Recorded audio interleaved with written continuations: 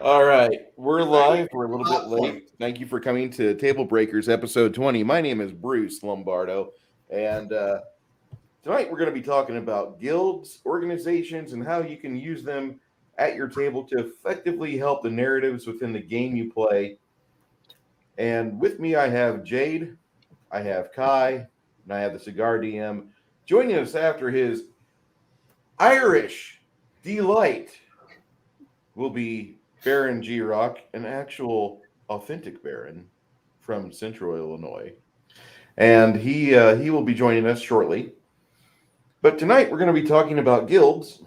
So I'm going to serve this to Jade, and he's going to help get us started while I fortify everything. Hello, Shadow and Sun. Good to see you in the chat, and good to see everybody else popping in the other chats. Baron G Rock says, "I need to feast." Go ahead, Jade. So, guilds. Often talked about, rarely used. So, one example of a guild that is pre-set up is the Harpers out of the Forgotten Realms. Now, these fucks, they like to stick their fingers in places that doesn't necessarily belong, but it always makes for interesting story and gameplay. So, how do we make these guilds? How do we set them up to be self-sufficient and, help the party along or screw the party over? Kai, thoughts on how to make a guild and when to use it?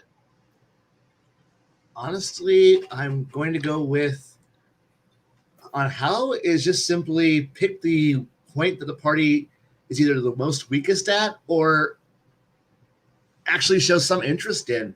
Because usually, if they choose to not deal with them, they will literally run through it like I run away from it like soap and water or grease on or just oil and water. But you gotta make it somehow engaging. Usually that means, unfortunately, to take a page from the Harpers. Ugh, God, sorry. Just even discussing them is disgusting. Oh my. I mean, honestly, you have a group of do-gooder fucking have to stick their noses into everything and people who think they're helping the world. Yeah, they're not.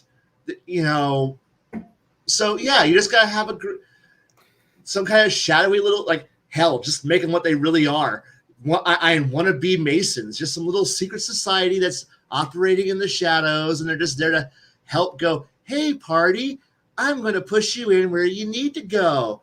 And, there are a lot of really interesting, awesome guilds that are out there. But unfortunately, we went with things that the party, that's going to help the party. Well, I don't know. Your party could be crafter focused. Are they intel focused? Are they looking for fencers to be able to pawn off all their stolen goods? Are they looking for, trade? Are they looking for anything else? There's plenty of ways to go at it. I mean, hell, you could have some kind of mage guild that rivals the little navigators guild from Dune, where you can't do anything without permission from the spellcasters. Why? Because they're going to fuck you. That's what they're going to do.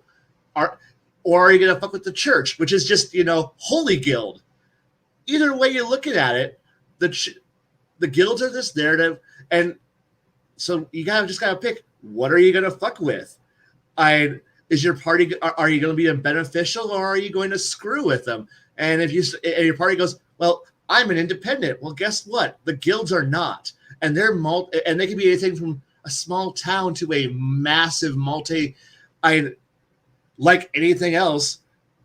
They've got resources too. They've got communication. You're going to have to deal with it, and yeah, so just got to pick on what level that you want your players to deal with them. And for me, that can be anything from, well, you're about to go after the monolith, and good luck. Okay, Connell, have you ever used guilds, or do you like to use a certain guild?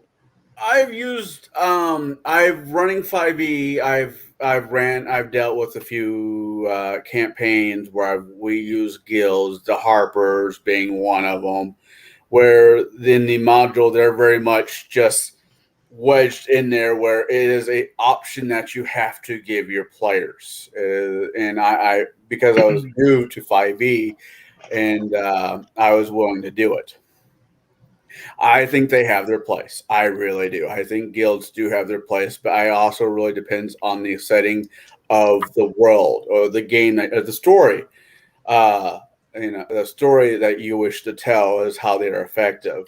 If you got the Holy Guild that's hiring you to go take out vampires and they're supplying you with things that you normally can't get your hands on, or you are a band of mercenaries that want to make some money. So the merchant guild says, hey, we'll send you to X to get Y, and to deal with Z. When you get back, you can get a plot, you can get, a pot of cash and so forth and so on. So yeah, I've used them. I think like in most things in campaigns, they have their places. Now I can run a campaign very well without them and just be as happy.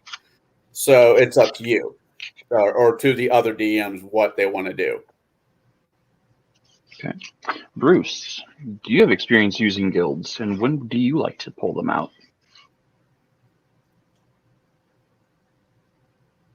I'm sorry, Buff drinks a lot. You are currently muted, by the way. Oh, there's one. Okay. This is Denim Thieves. This is an old piece of equipment from 1994 or 5. I want to say it was right around that same time that TSR was making some really good product, and this is 1996. I was gonna say it should have been right around the time they got bought up by Hasbro. No, this is before that. This is the year before that, and this was one of the few things they made that really sold me on the fact they might have quality people writing material.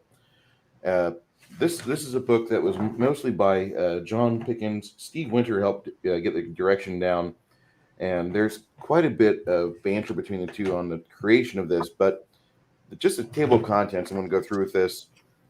An entrenched thieves guild. It talks about freelance thieves, guild revenge for whenever something happens where you have somebody that steals like, a necklace or something from somebody's girlfriend. What could happen? They have a revenge list. They talk about various things, but the guild activities is where we really need to pay attention to, where we talk about the guild income, the expenses, how they make it with burglary, counterfeiting, and forgery, extortion and street robberies, pickpocketing, blackmails, dancing girls, there you go, Connell, gambling, loan sharking, pay no mind to the last name that I have, not drink lots, but Lombardo, protection, racketeering, smuggling, and begging. Okay. Now, you have those items there, and for 12 glorious pages, this talks quite a bit about the various sundry activities, and it gets a little bit historical for the inspiration, and it puts it properly into parlance. Yeah, should bring on the dancing girls, right? But this talks about how you could possibly have, like, if you're doing the pickpocketing and you don't want to RP it out, you just throw a few die rolls out there, and the DM will help you with that. Dancing girls, often lonely people, will pay for the company of a member of the opposite gender. If I say this too much more, if I start reading this, my neighbor, Brooke, will come by. I heard you were talking about me. Sorry, Brooke. Okay. Anyway. Oh, I love Brooke. He's a good guy. It's better to pay for something you know how the ending's going to be, though. That goes into the gambling quite a bit here as well. Yeah, they talk about the numbers, odds making, and mainly you want to do this at festival times. I'm just saying. But this is a really good supplement. And if you find a PDF of it on the high seas, look at it, check it out. It is over 20 years old. And if you find one in a used book lot or somewhere on eBay or at a pawn shop or half price books, I do recommend you pick it up, because you have about 3 nights where you're going to be going through here and starting. This is my third copy of this, I might add. you're going to start outlining things, and yellow highlighter will be put everywhere. This is a great book for any DM, especially one that wants to bring on a certain type of lifestyle and put that into the game to where you're not having the standard typical, our church has sent us on a holy quest and we must save the world. Sorry, Kai. Anyway, Fuck that. Yeah. Those are completely legit and very well used by beginner and intermediate DMs, but I wouldn't rely and lean on them that much. This here talks to you about various things. It even details some NPCs like Juanita. She's like one of the chief fences within the entire industry and talks about all the various things that she gets involved with. You have a roster of NPCs in here. So I'm just going to say that if you are looking for something, go back in time to the Den of Thieves. Check this out. You're more than likely, some of you are going to get like a pimple like I did when I touched this book, but because it brought back memories. But that's the sort of creative help I had. And then there's another book called Cars. Cars was written by Chaosium. It's called, or spelled Carse. And that is a book that's completely indexed and cross-referenced. So if you have a journal entry or an entry in there about one of the shops, it goes into the person that works there, the people that work for that person, and it gives you the number on the grid on the map of where they live. So you have everything in the book. This was like a pre-Tolus book. And in that book, you have quite a few places where things overlap and you see where the various threads of how the beginning narrative is set up. And I always talk about narratives because as much as some people want me to just put out the battle mat and start initiative or die rolls, I want the players to actually feel like they're partaking in something more than just, this is a battleship simulator, have fun. I don't need that. I need my players to feel like they're actually having alter egos. I want them to enjoy themselves at my table. That's the primary thing. So whenever they are talking to people, I want the people that the DM is inferring as or role playing as, I want them to sound like they are actually lived in people. They have been in town for 10 or 20 or 30 years. You can tell by the amount of various interactions they have and who they're referring you to as to might be within their circles. Don't go over to the jeweler across the street. I need you instead to go and talk to the people that are about a block and a half away because that gnome across the street will cheat you on your money. Go over here instead, and you're going to have a couple men that can help you out. And it might take a day or two longer for them to put this necklace together, but your mother's going to have a fantastic gift. And you can see how things are networked together. No matter what you do, always whenever you're putting these together, you want to have an agenda for the person, like what they want to do, what their goal is with the player, or what their goal is with the players. A couple of names that they know or are friends with, and then you want to have how they affect the world at large. When we're talking about guilds, you want to have how do they benefit the guild? How are they a risk to the guild if there is such a way they are a risk? Now, every NPC detailed enough will be a risk to the guild and the organization they're a part of. But that will probably develop over time if you have a very heavy RP session. You'll see that. And if you take good notes or if you record it like we do, you can go back and look at it again and look at it from a different perspective and start writing notes down on these NPCs. I don't ever tell people, buy a very expensive program to do your note taking. Use your writing hand and a cheap college rule notebook and just leave a page for every event that happens. Just let that be its own entry as a GM. That way you take good notes, or have a player that takes great notes. I personally use Google Drive for a lot of my note taking, mostly because it's 15 gigs of storage, and Is that a free? Word document is small. Is that free? Google Drive, if you have a Google account, yes. Sweet. It's actually how I organize a lot of my notes and different game worlds. I think I've got about 8 or so different game worlds stored on Google Drive. Okay. Whenever we're talking about guilds, I'm going to go back. I'm going to circle back, and there was a RP setting for Advanced D&D Second Ed released back in 1992 or 91, I think, called Planescape. And Planescape had about 15 to 20 factions that they detailed within the box set, but you And knew that it was a wasn't even serious all of them. product. Say again? That wasn't even all of them. No, it really wasn't. But those are the basic ones. And you would have a really neat way to instantly throw bones and hooks out to the players for them to start interacting with the table, because everybody was supposed to belong to a guild, and not everybody was in, not every table had, we were 100% leadership on this one guild. We were 100% represented for this guild. You had individuals that they would have various goals and such. A lot of the RP adventures for this, and I call them RP adventures because the majority of these adventures that they put out for Planescape were not really hack and slash. They were more RP, really inspired a lot by the people at Vampire and One World by Night or something, because that was a popular thing. They got girls at the table. We want girls at the table. And so you had that mixed in with your D&D.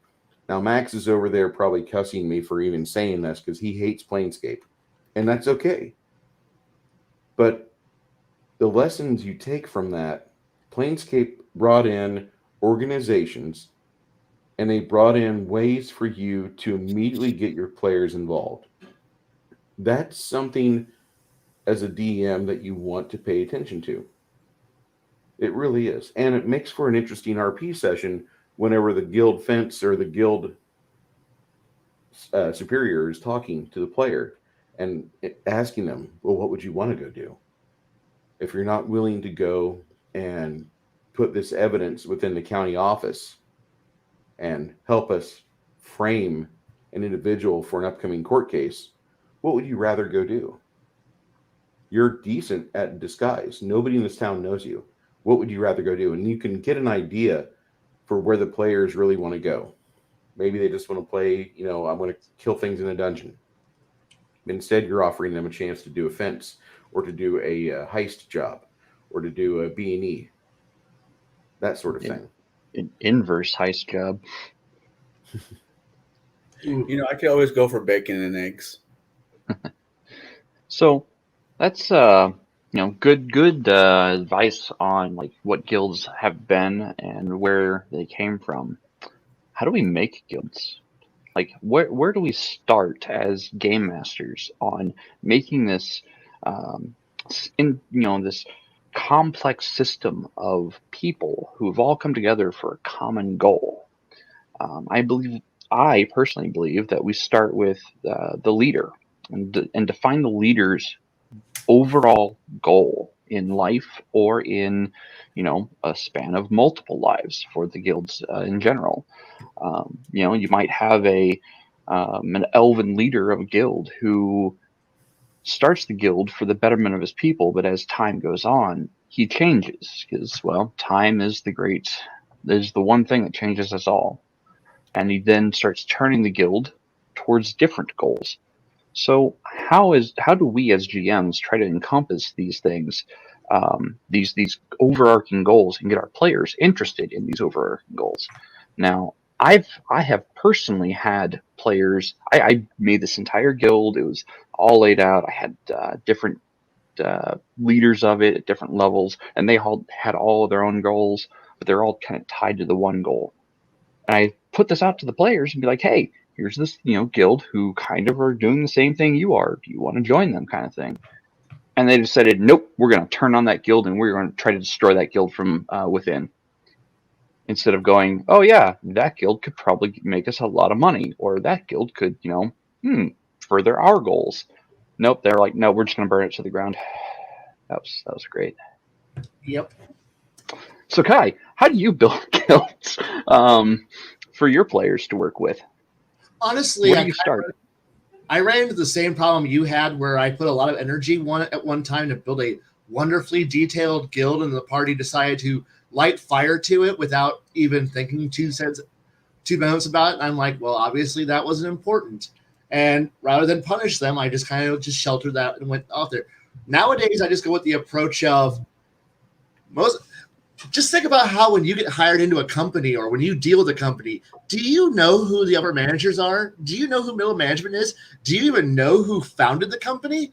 Because unlike most people, places that you work, not everyone's Walmart where you have a shrine to our founder in the break room and you go stare at it every time you walk into the room.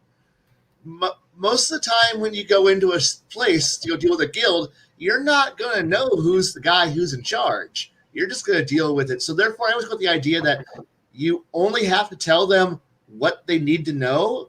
And then you just kind of, unless it's like a critically important organization that you've already fleshed out ahead of time, but even then you still don't tell them everything because honestly, if I walk into a place and go, hi, I want to join, and they'll kind of go, okay, we don't know who you are.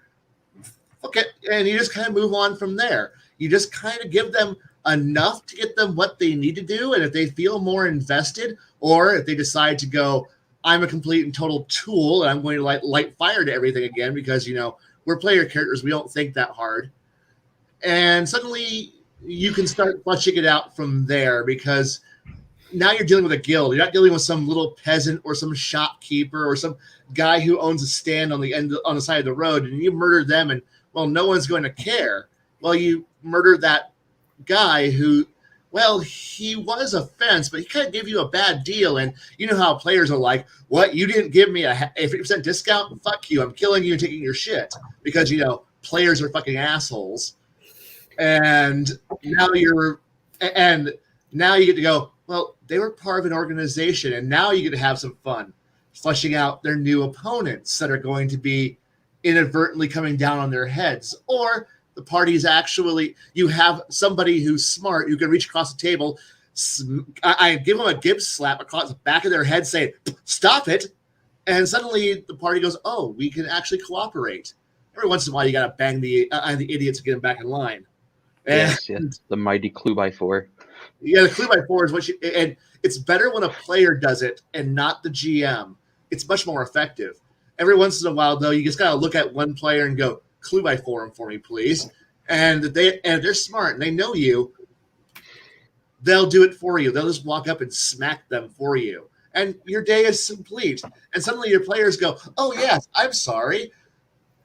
I would like to actually be a functioning human being in society now. Please. Hey. We don't talk about functioning people. That's weird. This is why we role play, to be what we are not. Okay, that makes more sense now. We don't play some sorry, we're all dysfunctional assholes. Something that's not ourselves. Our greater selves. Right. Be better than what you are. Anyway, yes, that's how I build my guilds out. If the party goes, we have no interest in knowing more about the Enchanters Guild. Guess what? The Enchanters Guild doesn't matter until I make it matter. And the Thieves Guild, we don't.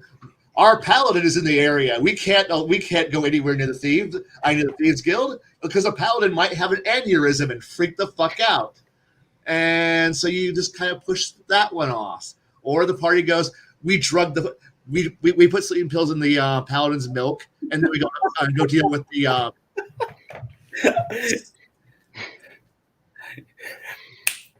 I have to remember that next time I play with paladins.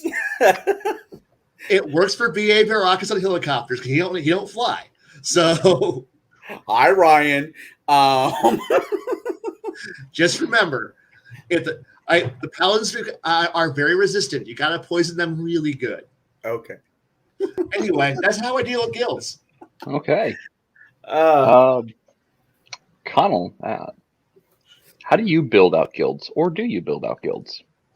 Where do you start? If I am doing a homebrew campaign, because I will do those every so often, that's not based off of somebody's work, but my own weird thoughts, I will have the party kind of fall into one.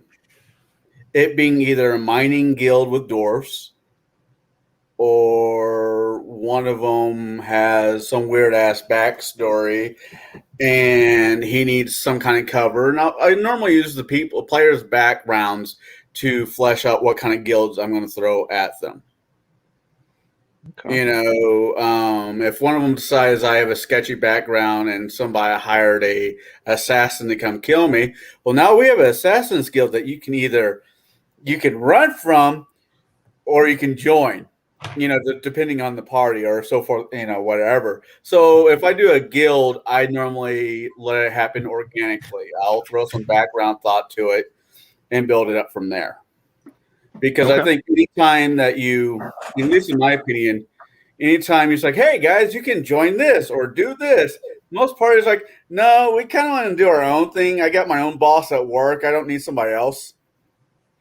So.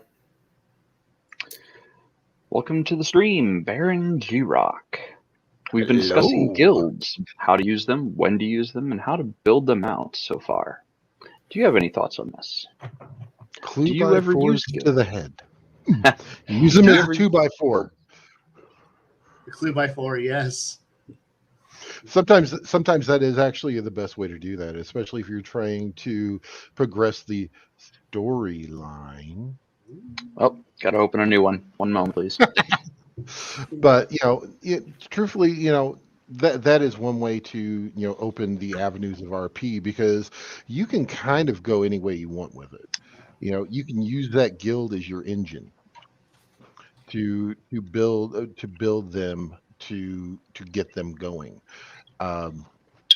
It depends on the system. It depends on Are you when you're building out your guilds? Are they going to be the supreme assholes that Kai loves, or are they going to be the goody two shoes that Kai just wants to destroy with nothing but fireball after fireball after fireball, nothing but fireball.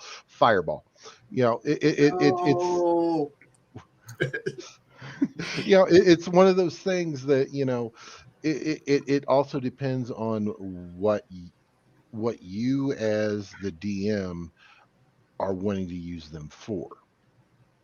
That's the biggest thing, is that because you can use guilds correctly and incorrectly, and that's where, as a DM, you have to sit and walk that fine line, whether or not you're gonna because if you go too far one way, you're gonna lose your players. If you go too far the other way, the players are gonna be like are going to become the murder hobos that they truly wish they are.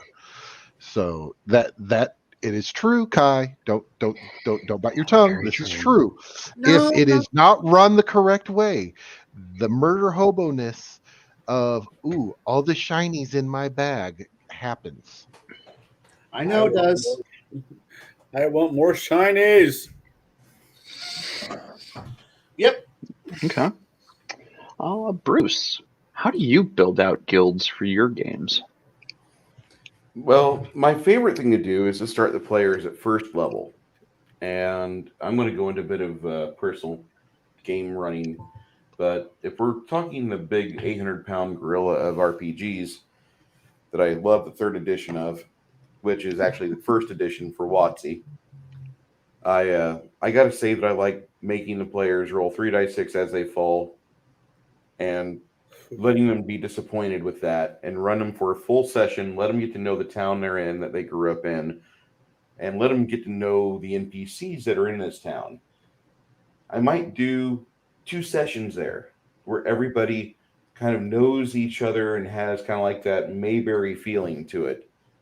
And then about the middle of the second session, and I did this with the campaign I ran in 2019 to 2020, we had a group of people that approached the party, and they said, listen, we know you're young and you have the basics down, but you don't have a whole lot of things otherwise in your life going on. What do you think about doing some training with us and learning how to handle horses and donkeys? And the party said, nothing else is going on here. We think this would be a good idea. And so I put my players my player characters through a boot camp, and everybody suddenly, after 6 weeks, got a 13 strength, because that's basically what boot camp does to you. Physical fitness and readiness, you learn how to do push-ups, you learn how to carry things, and you have a 65-pound pack on your shoulders that gives you about a medium load.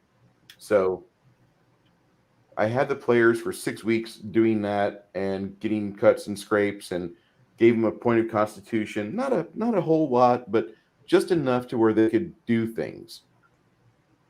And then I put them on the back of a wagon train and sent them on their way.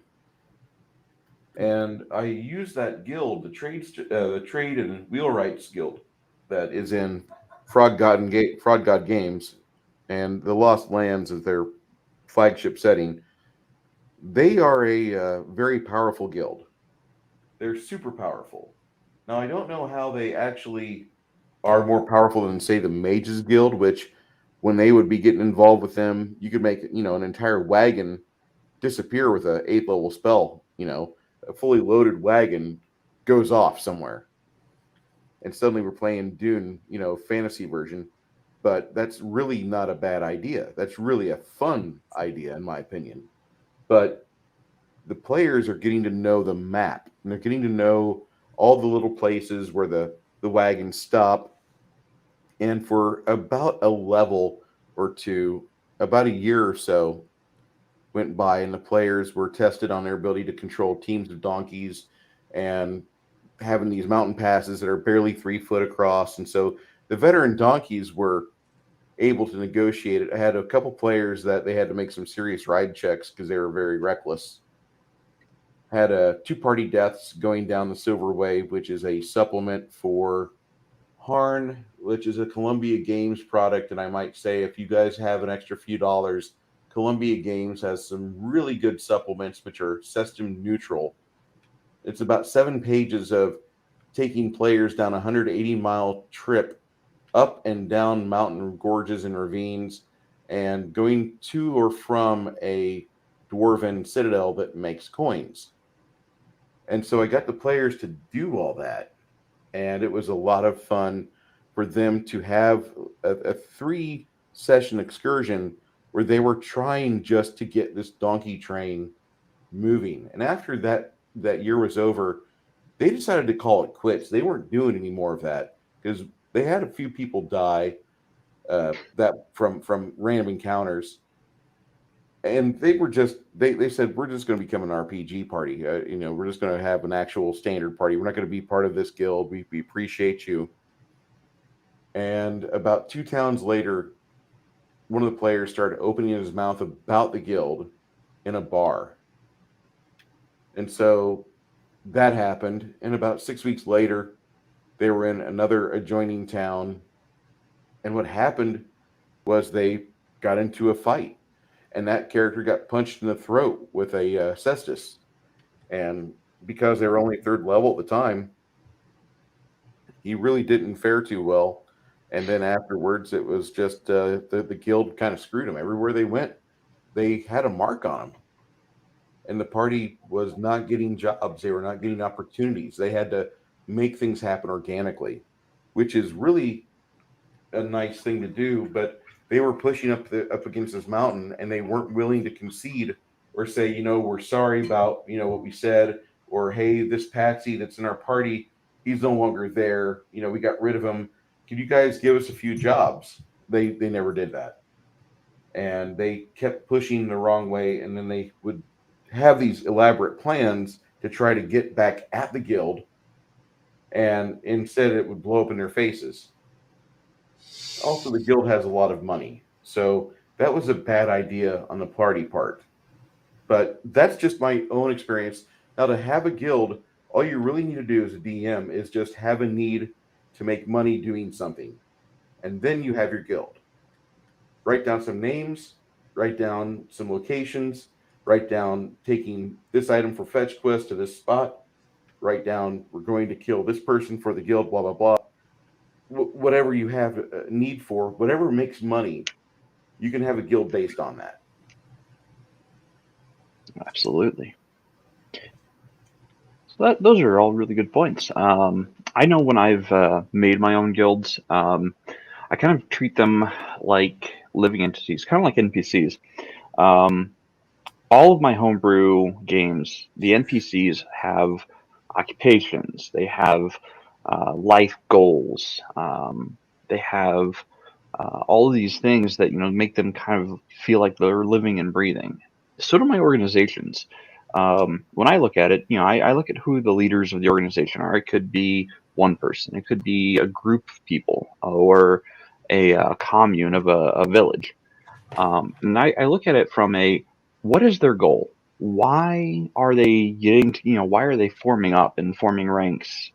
And what is this for?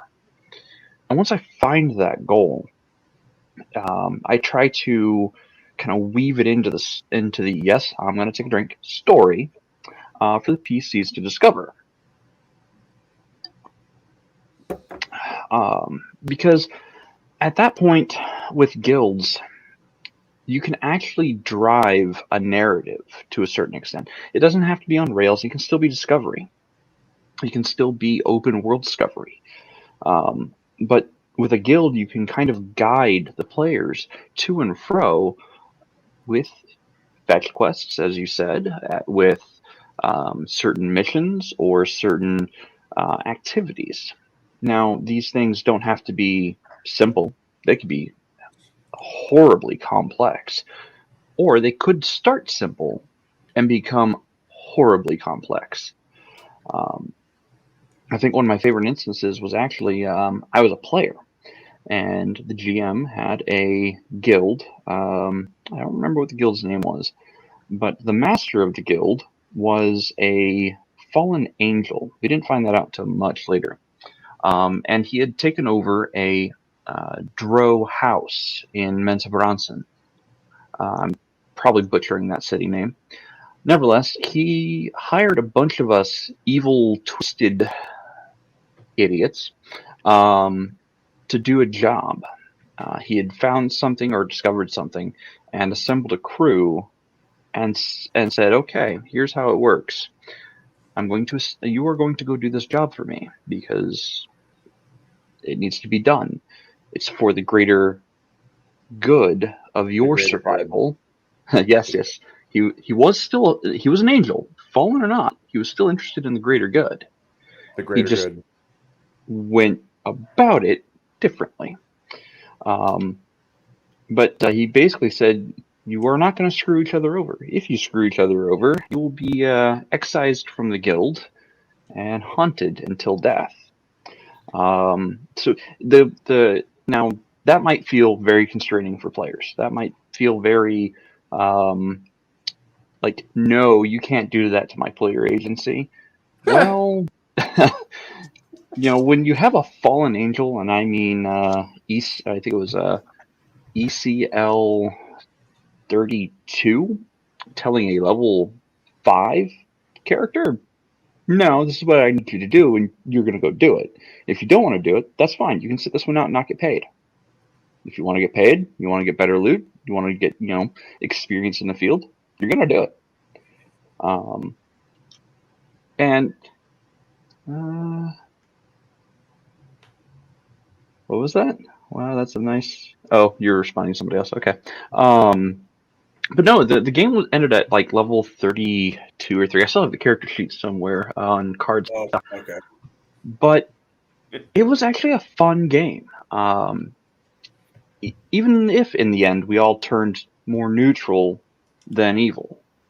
But the way he used the guild was for secretive reasons, and we would always go on these missions and try to discover what those secretive reasons were, and we were getting breadcrumbs along the way until we finally discovered, oh, we now understand why the guild exists. The guild existed in part to combat that of an aboleth invasion into the realm, and holy hell was that fight hard. So that's how a guild has been used from a player perspective. Does anyone have any experience as a player having to deal with guilds? Kai? Oh God. I don't know which one to start with on how to deal with guilds as a player, because I've seen the good ones, I've seen the bad ones, I've seen the cartels, I've seen little juntas. How do you? Okay, let me rephrase it. What was your favorite instance as a player having to deal with or combat a guild? Either one. The problem here is that my favorite guild wasn't dealt with in a way that most players would be able to go, oh, because honestly, I don't have a good, easy answer for this one as a player because I haven't had the chance to play in a couple decades. So the last good guild I got to play with was when I was dealing with people who were all in their late teens and early 20s. So not the best. And so, yeah, I don't have a good player response to this because back in those days, it was like, it's the Thieves Guild. You know what they do. Yay. Or, hey, it's Navigators Guild. You know what they do. Yay. You dealing with it? Yeah. Okay. Cool. Yay. No, I don't have a good guild. I'm sorry. No, that's fine. Cigar GM, as a player, what has been your favorite instance of a guild, either being used for you or against you? I'm going back through the years of gaming, and I've had multiple different DMs over the years, and I know I can't think of any of yours, any of the campaigns I've been in yours where there was a guild per se. We would always end up working for somebody, but wasn't necessarily a guild.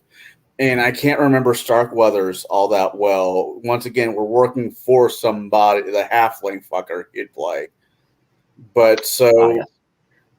I'm kind of like in Kai's scenario where, yeah, I've gotten to play a lot in the last couple decades. I'm sorry, Kai. But as in guilds, it's not really have been really a thing. Bruce, in your campaign, is there a guild that we're dealing with that I'm just missing? The campaign we're focusing on right now is not dealing with anything involving a guild for another couple levels. All Right right. now, you guys are back on your heels, being pushed around by the invading forces, and you're not going to really have. I don't see any guild play coming for about another six or seven sessions. And that's fine. I'm just like, I want to be honest, with this answer. And I'm like, I don't really have any good guild stories. You guys were Ukraine in my campaign before it was cool. Ooh, I have an answer now. Oh, God. Okay. No, go for it. Okay, you want to deal with with the kind of guild that I've actually dealt with and actually playing with, you have to go deal with not Dungeons and Dragons here. We're going off into the world of science fiction here. The greatest and most powerful guild of all time, and that is the people who control the phone bill, who control your communications, and who monitor everything. And if you fuck up as a mercenary, they're going to burn your ass. So it's Comstar, the greatest and worst, best guild I've ever had to deal with of all time, because they are your Dune Navigators Guild. They are the people who if they don't like you, you don't get to make phone calls. If you find something that they don't like, you're on fire. And because somehow a bunch of ninjas will show up who are paid up like your enemies, but don't worry, they're not actually ninjas, and they're going to go murder everybody. So it's actually that's the best guild I've ever had to deal with as a player, because they're the ones who control my bank account and make sure I can do my job, and then tell me I do a good job by giving me a little rating star that says, here's your gold star for being a good mercenary. Good for you. And yes, I am a word of Blakist. Thank you very much. I will burn every mercenary I can find, okay? For a second, I'm thinking, is he talking about Comcast, just wording it differently? It's Comstar. Comstar is Comcast. Look, there's a reason why my Facebook account says I work for Space AT&T. That's who. Okay. I knew there was like some kind of inner joke here, and I'm just not getting it. But okay, all right.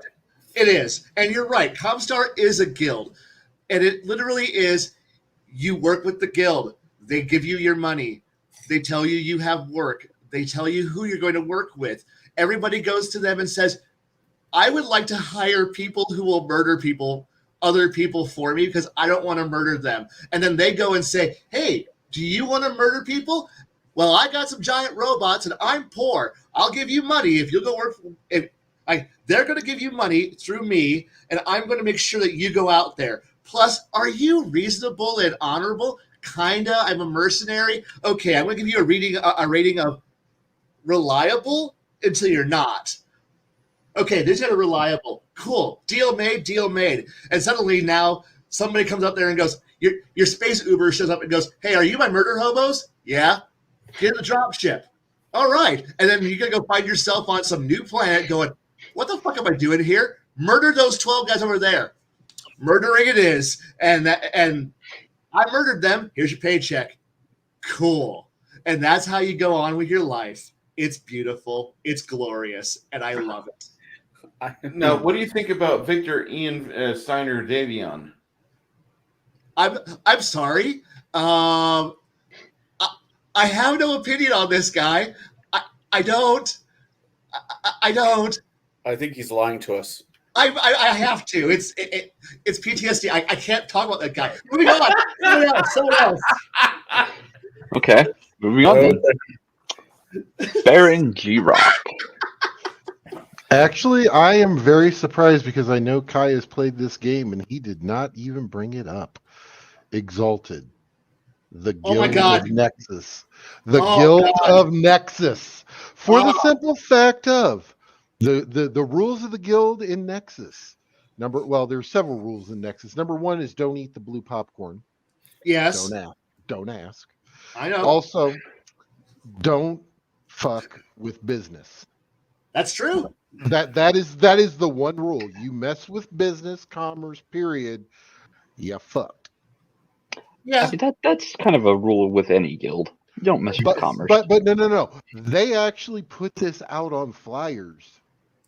And the guards, when you walk in, they said, okay, the guild actually runs all the commerce. Don't fuck with it because we can't save you. Right. God. Look, Exalted is this wonderful its own thing. I'm sorry I didn't bring it up, but my brain was too focused on being Space AT&T.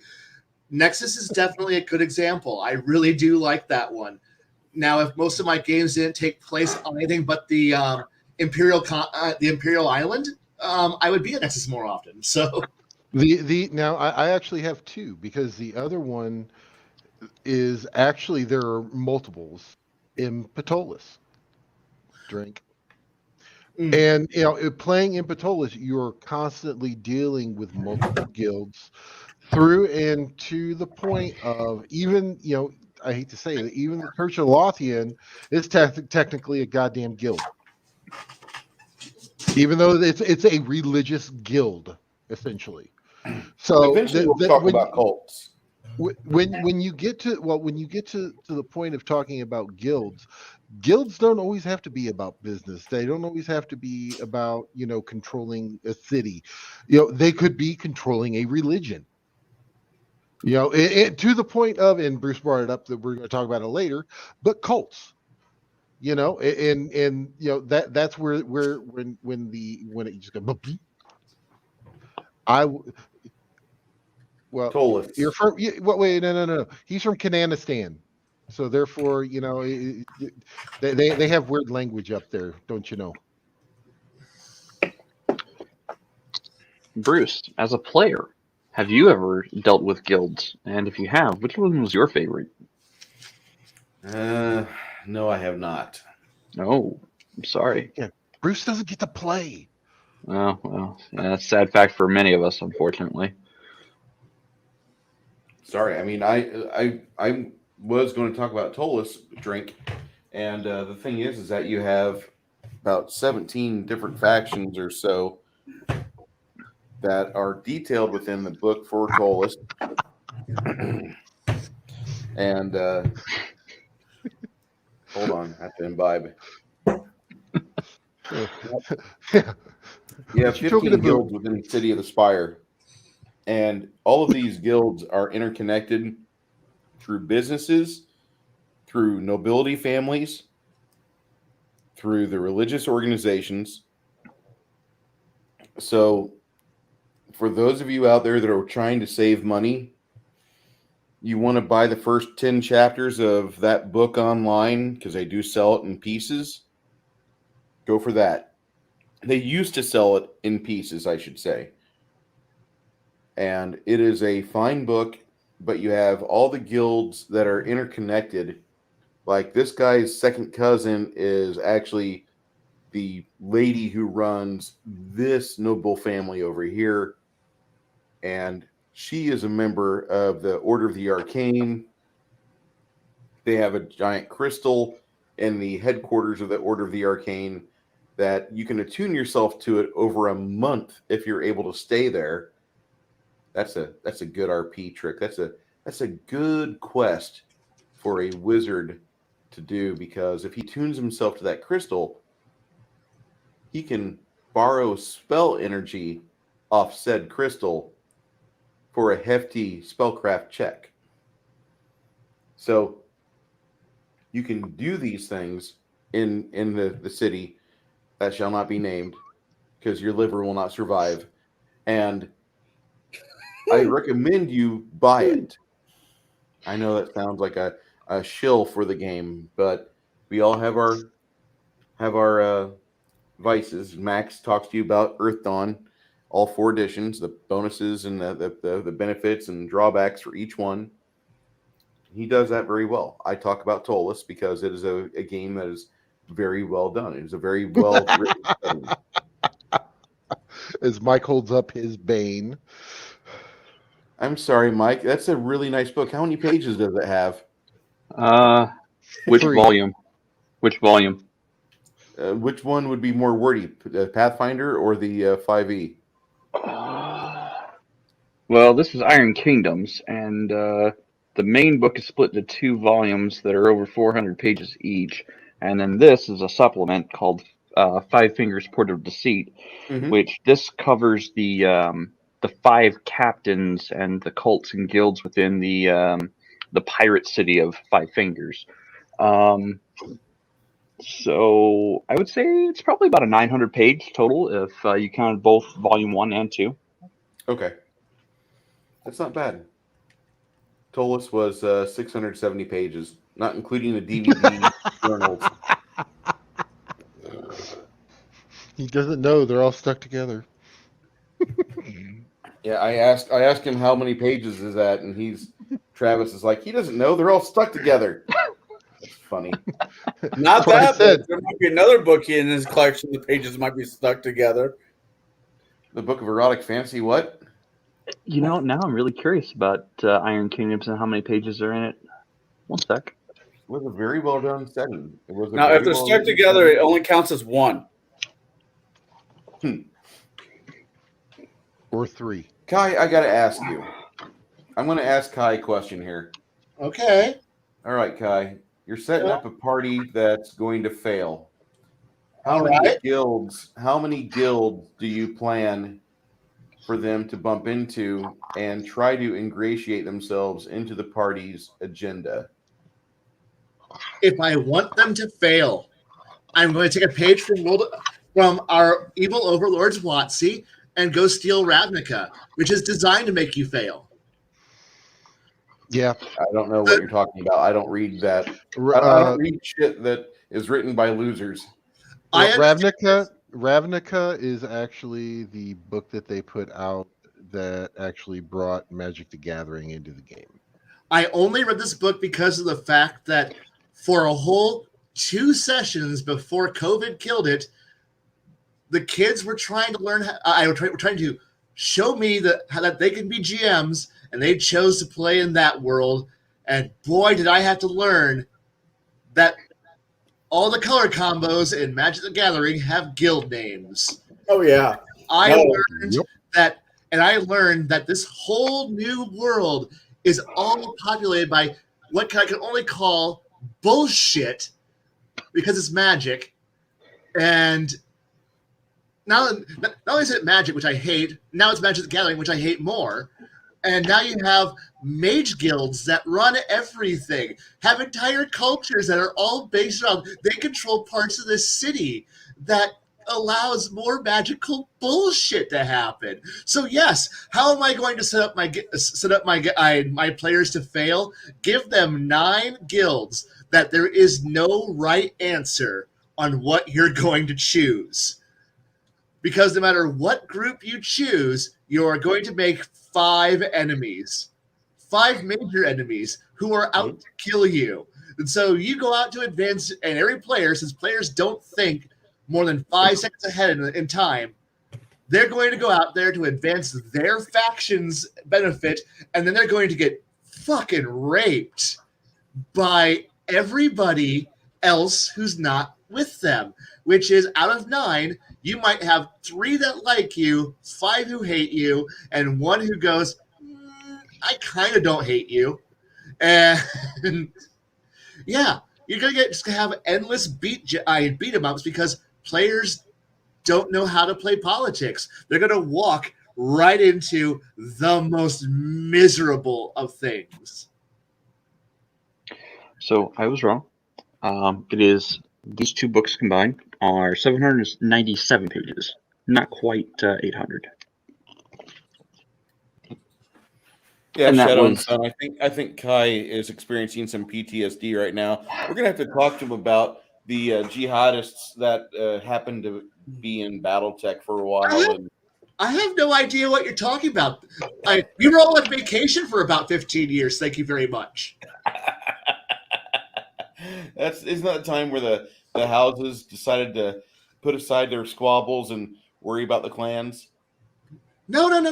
See, there was this wonderful period where we all got together, and then there was a meeting, and then we all went on vacation for 15 years, and then came back, and it was peaceful and lame for a bunch of years, and then it got lit on fire again. I have no idea how any of this happened.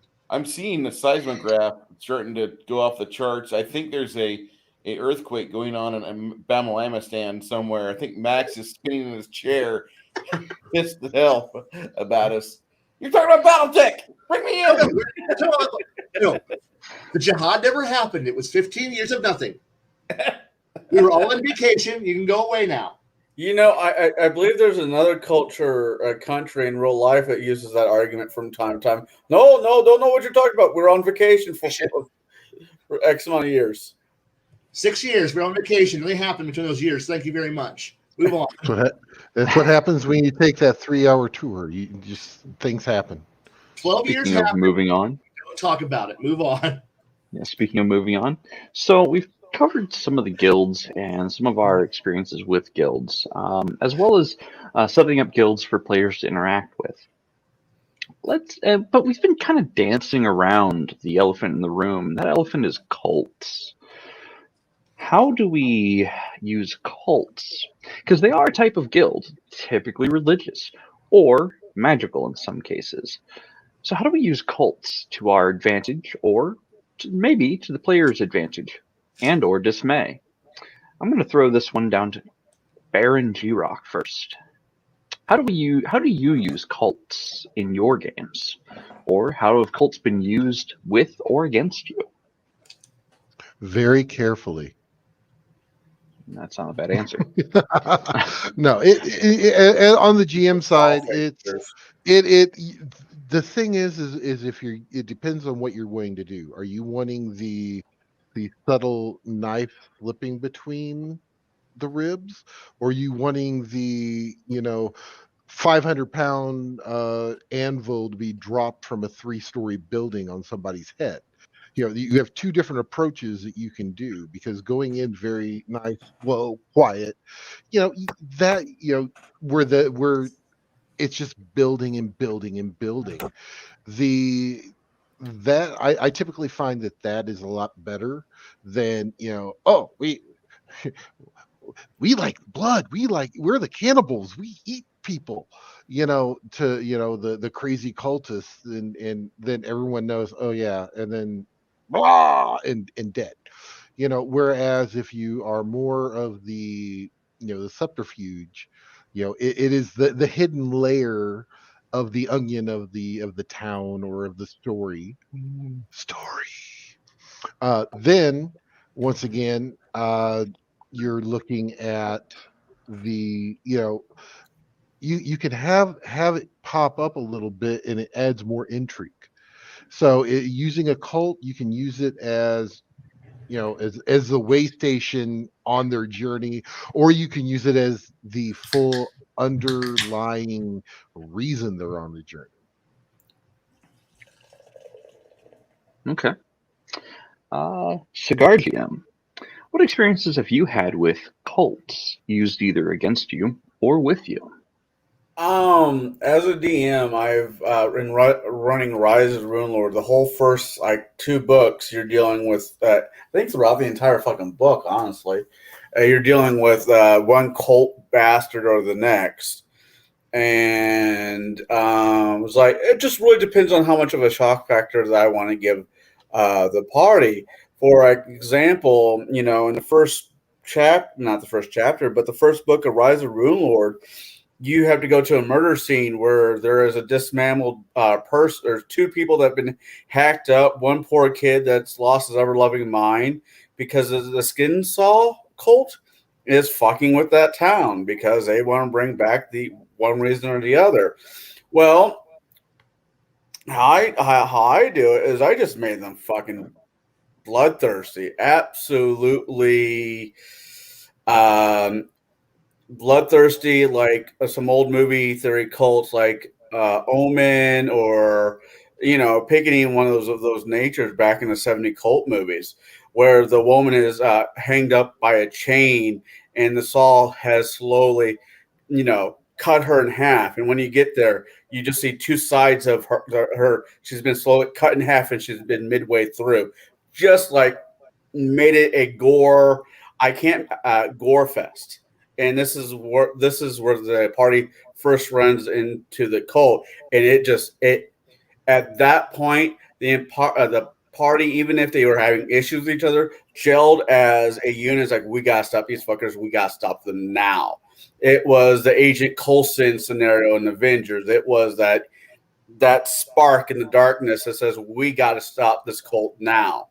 Now I like using cults that way because, especially in campaigns, because they are the army of darkness, not the army of darkness, the army that the players don't know where they're coming from. They are the unseen.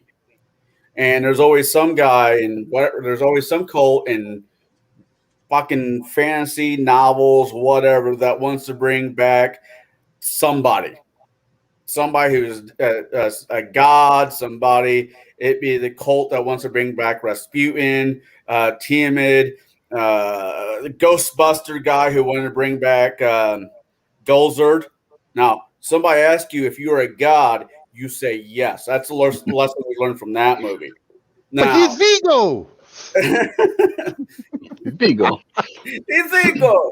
Yes. So no, I use cults. There's no such thing in my mind as when I DM as a good cult. They're all evil.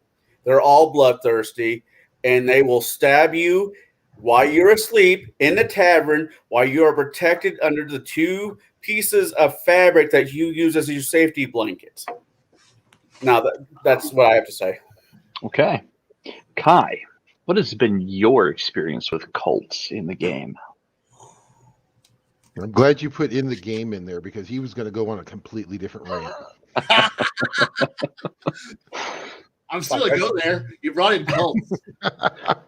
I mean, it doesn't even have to be limited to tabletop D&D. I'm sorry. It doesn't have to be limited to D&D. It can be World of Darkness or any of the others.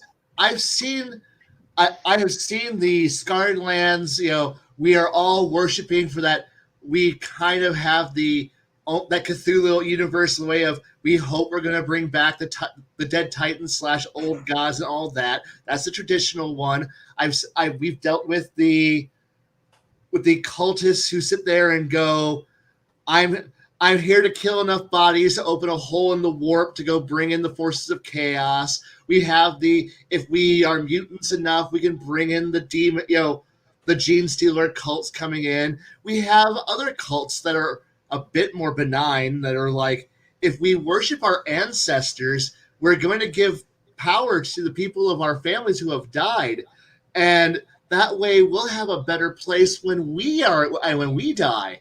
And therefore and hopefully our ancestors will give us good benefits, ancestor cults. Or you can also have the usual, we're just trying to open a gateway for demons because, that's how we're going to get power and open up there. And yes, the dark side for your bad philosophy space wizards with laser swords. The greater good. And also the cracked out greater good people who are like the greater good. Right. And then you also have the usual cult of, so are all of our political leaders really all part of an evil organization bent on corrupting us? Yes. And thank God we have a fantasy game where we can actually say, yes, we can fight that. No. Okay.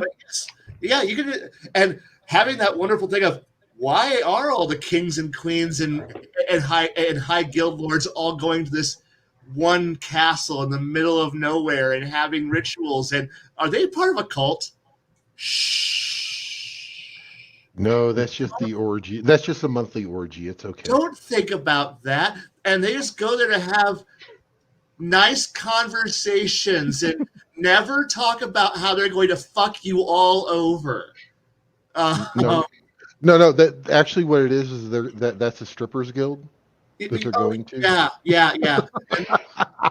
Of course, and we don't ever ask anything that's happening there because you'll die conveniently.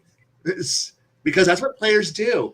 We ask questions and then you kill them for asking questions, or at least you try to kill them because you want the story to continue and you want your players to slowly uncover just how bad the world really is and how they're on an endless, no matter what they're doing, they're just slowing the slow inevitable decline into destruction, but hopefully longer than their current lifespan. So you try to hope they win, maybe, but it's all futile. Kai, if it wasn't chiseled in stone in a certain field in Georgia, their plans for us chiseled in stone. I know. If it wasn't for the fact that they've been talking about it, and they got the one guy out of Germany that sounds exactly like a Bond villain, Klaus Schwab. Yes! He talked about his nefarious plan to tank the economy globally and how we're all going to own nothing and we'll like it. If it wasn't for all these things, I would think, like, you know what? The RPGs that I play are good escapism. No. It's where I go to sort my thoughts out because I can't talk to people in the life that we're leading right now. I know. I can't talk to people about a giant fucking wooden statue of an owl in the middle of a California forest where Alex Jones snuck in '97 and got video footage. Can't do that. Or a stone that had a greater demon in it that after 1,000 years split in half. Oh, in Japan, yeah. Right. But the thing is, luckily, we're playing. This is all happening in Minecraft or Dungeons and Dragons, so therefore we can all have fun. Actually doing something like murdering all the bad guys. Remember, kids, NPCs only exist so you can get the XP out of them. That's right. Oh my God, NPC pinatas. And this is for pinata. Always need a barbarian so you can grab a motherfucker and beat another motherfucker with them. So it's great. In Minecraft, yes. And always bring along a gnome that has a World War I German helmet with spike for the barbarian to throw.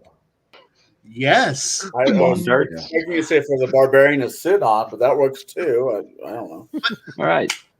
So Bruce, what is your experience with cults? Are we going to talk about D&D or Call of Cthulhu? Yes. Yes, Dealer's and choice.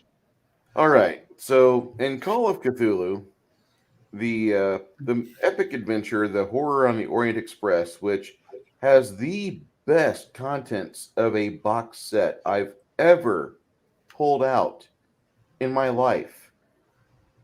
The negatives of that box set are the cover art, which is a giveaway for book 4 of the Adventure Saga, and the fact you can't put everything back in. The new versions are supposedly fixed. I don't know. I haven't played them, but the cult that is featured in there is a mysterious group the players never truly get their arms around, nor do they ever get the chance to interrogate properly one of their guild operatives. It is a wonderful mix of mysteriousness and game narrative or story drink that will push the players into position to collect all of these various pieces of a mysterious statue as they are pawned by the cult of the skinless one.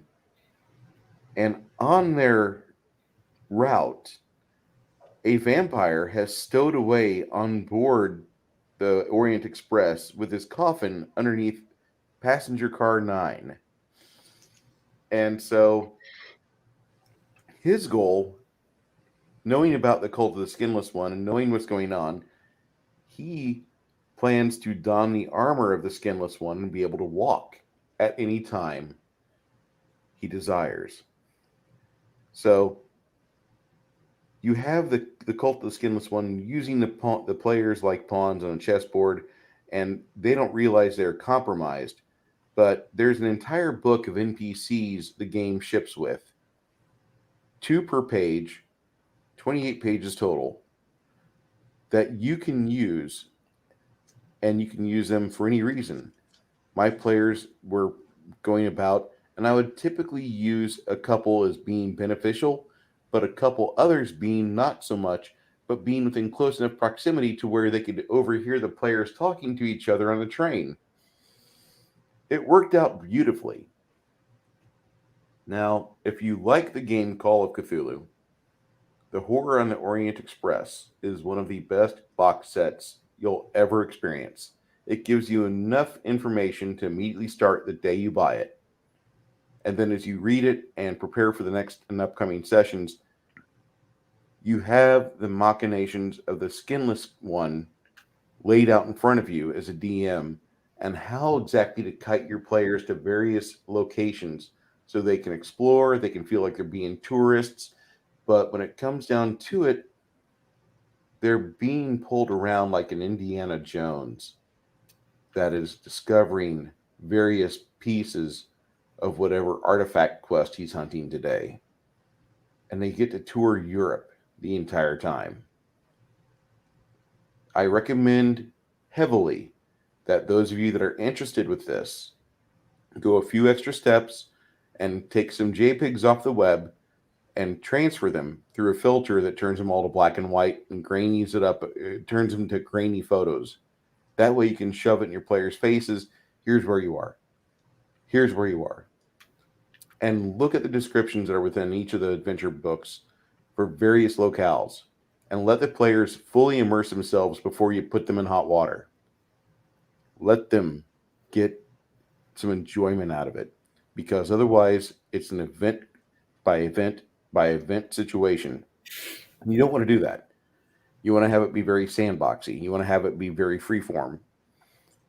And let the players dictate when they get back on the train. Because this cult of the skinless one would have infiltrated the engineers. And they would be the ones making sure the players are back on board. Okay, they're on. They've got the left arm. Let's get going. What else do you want to know there, Jade? Well, I was thinking about sharing some of my experiences with Please. cults. So, cults are the cliche, and I say that kind of lovingly about gaming in general, tabletop gaming. But cults are the cliche. Every game master has had experience with them at some point, using them as a crux of a campaign for the players to be adversaries for the players. Many of them, or actually, I shouldn't say many of them, several of them help the players. For example, in Bastion of the Unborn, or rather, I'm sorry, Bastion of Broken Souls module, one of my Yay. personal favorites. The party runs across a cult of druids that tell them what is happening in the world beyond, the world of the unborn, in the positive energy plane. So in that way, a cult is there to help them, but it's still a cult. It's a cult of nature. Other cult examples that I've had to deal with are the cult of Baphomet and the cult of Descari from Wrath of the Righteous in Paizo's adventure of Wrath of the Righteous. Now, while I hate the writing of Wrath of the Righteous from a GM's perspective, because good God, the PCs get powerful very quickly. They outpace the campaigns so fast at the tabletop. I haven't played the video game of it yet. I have it. I just haven't sat down to play it yet. But the two cults are actually working together, Discari and Baphomet, and they're all to bring about the opening or widening of the world wound. And as the players discover what's happening there, and this is spoiler territory, so if you have not played Wrath of the Righteous and want to play it, mute me for the next 2-3 minutes, maybe 5. But the cults are trying to bring about the opening of this portal to the abyss, specifically into Descari's domain. And the party has to figure out, A, what is actually happening, because they have no idea. Nobody knows. 2, and that's about, I want to say, till module 3. Then they start getting an idea, oh, hey, things are going really bad. Why? Then you start going, hey, cult of the Midnight Isles, cult of the succubus queen there, you deal in information trading, right? Right? Can we make a deal and discover what the hell, or I'm sorry, what the abyss is going on? So that was kind of a fun scenario where we had a lot of lawful good players. Two lawful goods, and I think, well, everybody was good aligned in some capacity. But we had these good aligned characters who had to then sit down with a greater demon lord and discuss what was happening and why it was happening. And they had to make certain deals and certain capitulations, so to say, with this demoness lord, and for her to be able to go, okay, yes, I will help you. The deal is, I get a personal audience from you to your goddess or god. So I can discover a way to get into the Mount Olympus Club. So from that point, she kind of lays out what's been happening, kind of behind the scenes of that the PCs just aren't aware of. So in this way, the cult is helping them against 2 other cults. Now, the cult of Discari, cult of Baphomet are no joke. Like, once the PCs get back to their hometown, things go to hell in a handbasket in a hurry.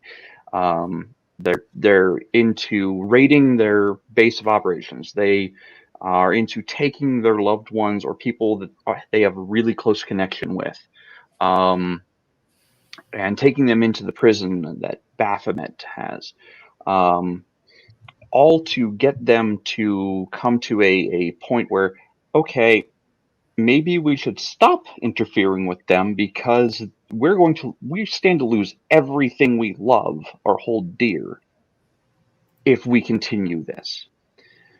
That was the stakes. But the PCs should be emboldened to persevere. So the cult has to be used in such a way that it makes them go, you know what? No, we are not going to take this. We are not going to let you just get away with it. You've taken things from us. We are going to take everything from you. So that has been my experience with cults as a GM. I've used them to help the PCs, even cults that the PCs should want to utterly dismantle.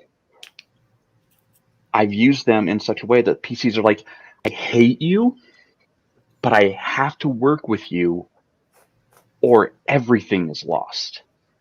And I think that's my favorite type of cult is the I hate you, but I have to work with you. I may not like it, but it has to happen. So that's I can been see my value in experience. that. I can see real value in Oh yeah, having to pull the characters around and having that be the reality they're living under. like even though the game the module set is strictly on rails, like really hard on the rails, I actually like it from a narrative perspective because it actually takes the players from a ruined city and brings them in front of the demon lords that caused all of the destruction in their home city, the place that they had loved ones, the place that they had family. That's the start of the game. You lose everything and have to start rebuilding. So there should be a deep-seated hatred for the two cults of Baphomet and Daskari. Absolute, pure, unadulterated hatred. But is it hatred enough for you to be willing to work with a known evil entity? And if the answer is yes, you might actually have a good time. Fair. It's also a campaign. I'm gonna throw another spoiler out there for Wrath of the Righteous. That's another campaign where you basically interact with the deity that inspired the paladins in that game world. Yes, absolutely. So if you're looking for a campaign that has you rubbing shoulders with deities and demon lords, Wrath of the Righteous is not a bad campaign. It requires a lot of tooling up by you, the DM. Otherwise, you will Absolutely. lose control over it very fast.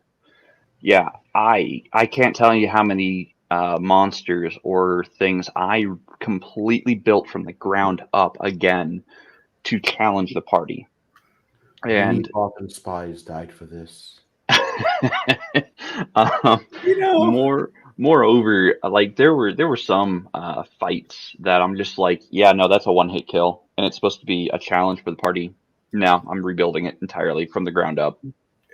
You know, being a player in said the campaign and being the type of person I am, it was interesting to have a deity that I personally don't really like.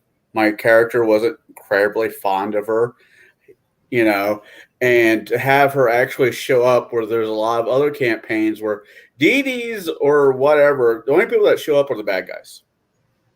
I can't tell you what the gnome god looks like, but I can tell you what fucking Lilith looks like. I can't tell you what Bahamut looks like, but I can sure shit draw Tiamat. And it was interested. It was really interesting to actually have a good aligned character say, "Hey, I can't do anything. I'm useless. Well, I'm not useless, but I'm kind of useless. I need you to go do the whole Uncle Sam. We need you." And I thought as a player in that type of campaign, I thought that was really cool, other than she was Miss Bitchy Pants, in my opinion. But that's just me. Well, okay. So first things first. One let me have a whorehouse. Again, further spoilers ahead for Wrath of the Righteous. Yeah, so the party does meet one of the celestial beings of great power, of which has entire armies of paladins following them. And yes, you can call her Miss Bitchy Pants outside the campaign just fine. She was, but she had reason. Oh yeah, I'm not saying she doesn't have a Two, reason. two of her children's lives, actually three of her children's lives, were on the line. One of her children was taken at some Right. point during the game, or during the campaign, and unfortunately, um, in the powers of, like, you've read the Dresden Files. I think Yeah. most of us have read the Dresden Files at this point, and by most of us I mean the panelists here. If you've out there read Dresden Files, you'll know what scene I'm talking about, where Dresden meets with Mab, and she never says a single word at all during the entire meeting. However, she has this creature along with her who speaks for her because she is that outraged that if she spoke, Dresden's brain would turn to liquid. That's the scenario in Wrath of the Righteous that is happening, is that god, when they visit the players, is so enraged. Now, everybody says, oh, but she's a good god. She would never harm the players. Fuck you, no. She did hurt the players with 3 questions. If the players answer incorrectly or not close enough to the answer she's looking for, to the good answer, they take damage. A lot of it. The final question could potentially put them unconscious for weeks. That is how angry she is at the whole situation. So, and I really enjoyed actually using a good aligned deity as an adversary in roleplay against the players. Now, that's something else. We can probably get into a topic at a later time of how do you use, these deific beings. It's either adversaries or as benefactors. So that can be another topic at another time. But I really liked the writing of Wrath of the Righteous. I did not like the power scaling of Wrath of the Righteous, unfortunately. But the use of cults was very interesting and to me very intriguing. Oh yeah, I thought that was really, really cool. That was definitely one of the better parts about that module. So, sorry, I feel like I've rambled a bit. It's okay because I shill for a specific campaign setting, and I have no apologies about it. I love that campaign setting. As I get deeper into Salt and Wounds, I will be talking more about that, and that's probably something that Kai will ask me for a copy of because it was a high seas endeavor. Anyway, I'm just saying that yard matey. Yo ho, all together. Look, I mean, All you're right. not hiding it, so. after the move, it's going to be more centrally located, hopefully. I still don't believe it. What? The move? So we've No, been going it'll on still an be hour and a it'll still half. be off center. Oh yeah, it has to be. We've been going on an hour and a half about guilds and now starting into cults. Is there anything anyone would like to add on these topics? I gotta say that there's a book by Midgard Press, or Kobold Press. They do the Midgard campaign series, and the book is about cults. It's basically a book of mini dungeons that you can send your player characters into and have them go raid and pilfer. But how you do it is going to be the main draw for your campaign. I prefer whenever you have your players involved with the cult, if it's D&D, they have a few scenarios where they have to defend their dungeon or their lair. I want the players to be in a reverse role where the good guys are coming and we have to defend the dungeon heart, for those of you that are Dungeon Master fans. Dungeon Master being a or Dungeon Keeper, excuse me, being one of my favorite D&D themed RPGs or RTSs from the 1990s. See, I was thinking of that little bald dude on the cartoons for a second. I'm like, wait, what? No, not him. Now, always let your players at that point just design themselves into the best trap that they can kill themselves with. I love. Oh, yeah. I love that. No, I had a player who decided to design his own little cult, his secret bolt hole that was going to get himself away from trouble, and he rigged the entire dungeon up so that way it would shoot lightning at anyone who thought hostile thoughts about him. So Oh, God. Unfortunately, he tripped down a staircase and said, "God damn it! Why did I put a staircase?" And I'm like, "Remember what you wrote down? That was the key phrase." He goes, "Yeah, you thought bad thoughts. Yeah, about yourself. Oh no!" And then he was evaporated by all his own lightning bolt generators. And I'm like, "And no one's going to get your body. You're going to be forgotten as an ash pile at the bottom of the staircase." And he goes, "I deserve that." You know, I saw where that was going. Yep. Yeah, I think the concept of this is still kind of going with what Bruce says, where you have to defend your own lair or so forth and so on. I think it's an interesting concept. I love it when I'm in a party or I'm running a campaign and the people's like, "No, we'll leave it here and we'll come back for it." I mean, that's like being in a horror movie and say, "I'll be back. I'll be right back." It's like, no, you're not coming back for it. No one's ever going to see you come back alive. You're dead. Forget about it. That treasure you left on the table. No, we're going to come back and build a mansion or a fort or whatever. No, you're not. Don't lie to yourself. Some people do write down everything, where everything that they've forgotten lies in. Not this journal, but there's another journal elsewhere that literally has everything that's been written down and forgotten about. And players have been like, every once in a while, someone goes, "Where did I put that? Like, did you write it down?" "No, but did you?" "No, you don't get to have my journal. That's your journal." And eventually, players always go back. New players go over and go, "Hey, look at this pile of crap. This is pretty nice crap. Why did anyone take this?" "I don't know." You should go ask and look. Give the evil eye across the table at the one player who is still from that group. "Why didn't you take that?" "Carrying capacity, and we didn't think it was important at the time." And these new players, this is the best stuff ever. Your group was retarded, and then they go, "Yeah, we were."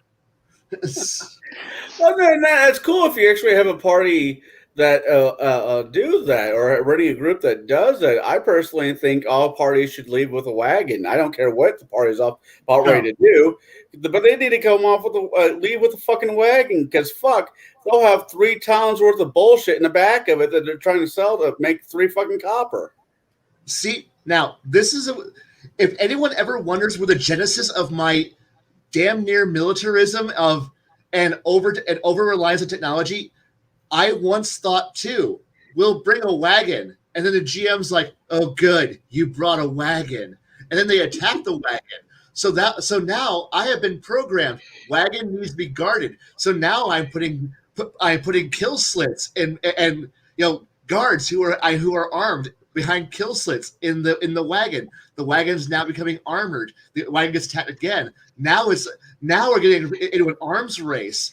Well, now I got flying creatures. Well, now I need weapons that can kill flying creatures. And you wonder where this progressive, like, rolling ball of I just want to get treasure back to town, but you keep fucking with me. And eventually what you're going to get is an armored convoy of a self-floating train covered in weaponry that's just going to travel because I want to get a goddamn treasure chest to town. But because you had to throw dragons, terrorists, and everything else in the years between me and the goal, so I could go sell my stolen shit back to the guild, now you got to deal with me now having to go with, Guess what? I've invented armored warfare. You're going to have to go get fucked with now. Why? Because I'm not showing up with just an adventuring party. No, there's an entire.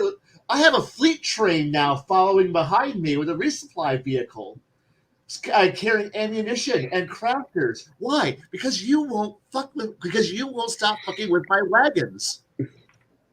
And then suddenly, now we're playing Dungeons and Dragons. No, you were playing fuck with my wagons, motherfucker.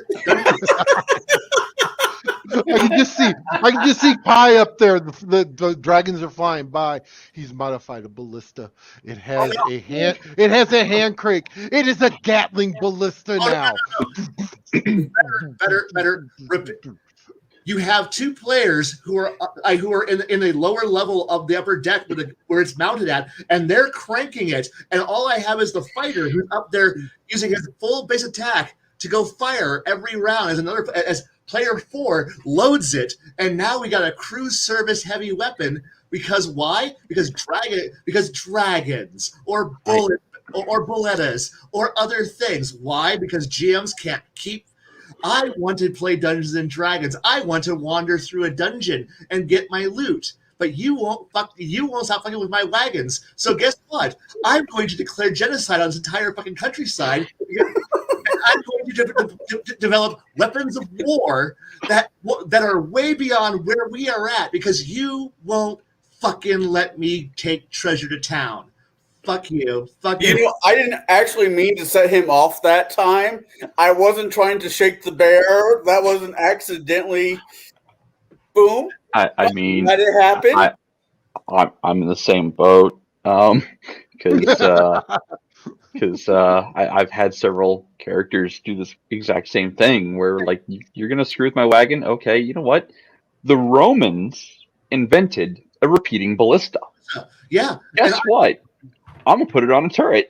Yeah, and I'm going to armor that bitch for 9/10 cover, and I'm going to have other people who are also armored up, so that way they can fire this bitch. Why? Because I'll eat your horses. I'll go buy an enchanted goddamn wagon wheel, so that way the thing's self-propelled. Guess what we got now, motherfuckers? Cars. We're now driving. No. Steve, You have a tank. Yeah.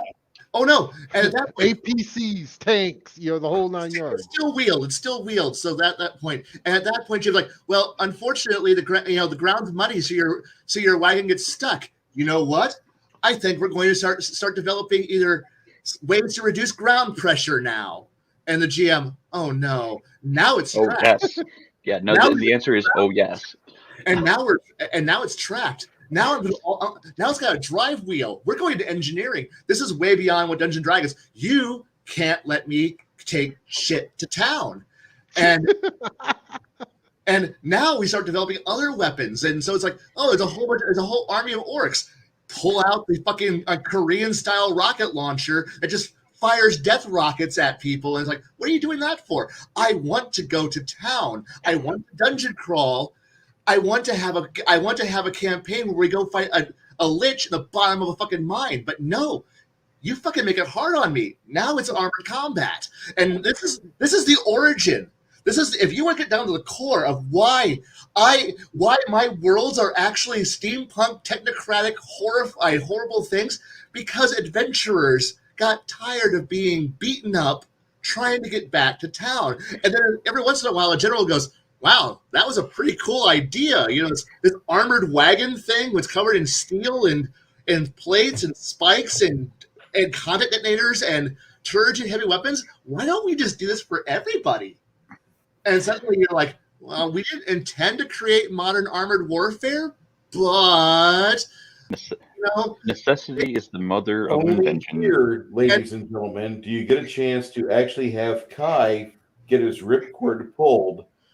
And I'm recommending you, if you're ever feeling depressed, you just come back to these streams and listen to Kai just go on a tear. Just let him just get fucking ripped, and then just exhaust those ideas, because these things make God smile.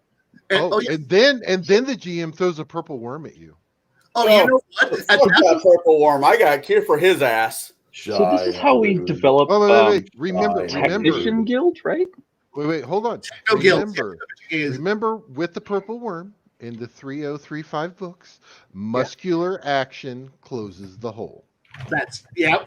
Hey, Look, what one closes the hole?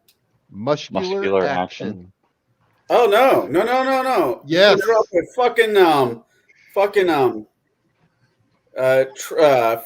token of tree down his fucking gullet. oh no, you'll start seeing my players. If I have purple worms, you might start seeing, we're rolling barrels with timers on them out the fucking back of the thing, like depth charges. Oh God! I mean, I may or may not have had a monk rogue who would take Qual's feather tokens of anvil, iron, or boats and slip it into people's mouth and then punch them in the face to get the token to break. Yeah. I mean, it's like one of my players, he just proposed it to me, and it's a weapon. I go, never use this, and I love it, but it will literally be something that he goes, it's meant to kill scry dyers, and it's like, what? And I'm like, when he's like, I won't go into it, but it pretty much is just going to approach, teleport in and just spring launch explosives out around it, and he's like, why are you doing this? Because I want to kill people without having to go into the room. So I launch these devices out there, and they just go take care of it after, and I stay outside. I'm like, you're horrible.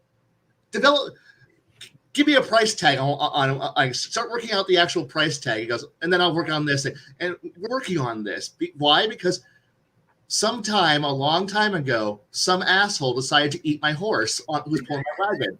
And now here we are, 20-something years later, me going, look, unless you're ready to, unless you have a quad-barreled, rapid-fire ballista bolt firing device that's designed to kill wyverns, you ain't trying. I'm like, but we're adventurers. We have swords. Yeah, but you get loot, and GMs hate loot. So you must guard your loot like it's the most valuable thing in the universe. So you can go spend it in town. But GMs don't want you to have money. Make sure that, like, if the GM's going to steal your stuff, make sure he has to pay the highest price to steal it. Bleed the GM dry. His will to live. yeah, but then that's how you get GMs to just go, fuck it, I'm done. And then they walk away. And no, that's when you get the GMs. The dragons. That's right there. That's how you get a GM that says, you know what, screw this, and all of a sudden there's a guy over there with this rod, and he's summoning like 5 or 6, pit fiends, and then you're like, oh, kill, and then you get like, and you know what? HP. It's war. At this point, it's fucking war. And look, all I wanted to do was take my shit back to town to sell it again and fucking drunk. All I wanted to get drunk and get laid. How hard is that? My character wants to go home, go back home, get paid, go to the tavern, get some booze, and get laid. That's all. But you had to step into it and drop the toaster of fuck. An 18-year-old me, 20-something years ago, was that dweeb who was like, all I want is that. And that could have been me had a good GM existed and not been a dick. But unfortunately, dumb GMs, multiple of them, were dicks a long time ago. And now here I am at 43 years old going, if you are not going out of town in an armored convoy with guards, perimeter patrols, and everything else to just guard your own fucking shit, you ain't trying. It's that fucking simple. Wow, this topic of tonight has gone a different way. Well, and then you have the cults that come out and are trying to attack you. See, I'm bringing yeah. And then they start drawing. They start dropping colossal G cubes on you. And you know what? At that point, if the cults are now getting involved, now we got something to point our anger at. Now, because they're trying to fuck with my loot, guess what?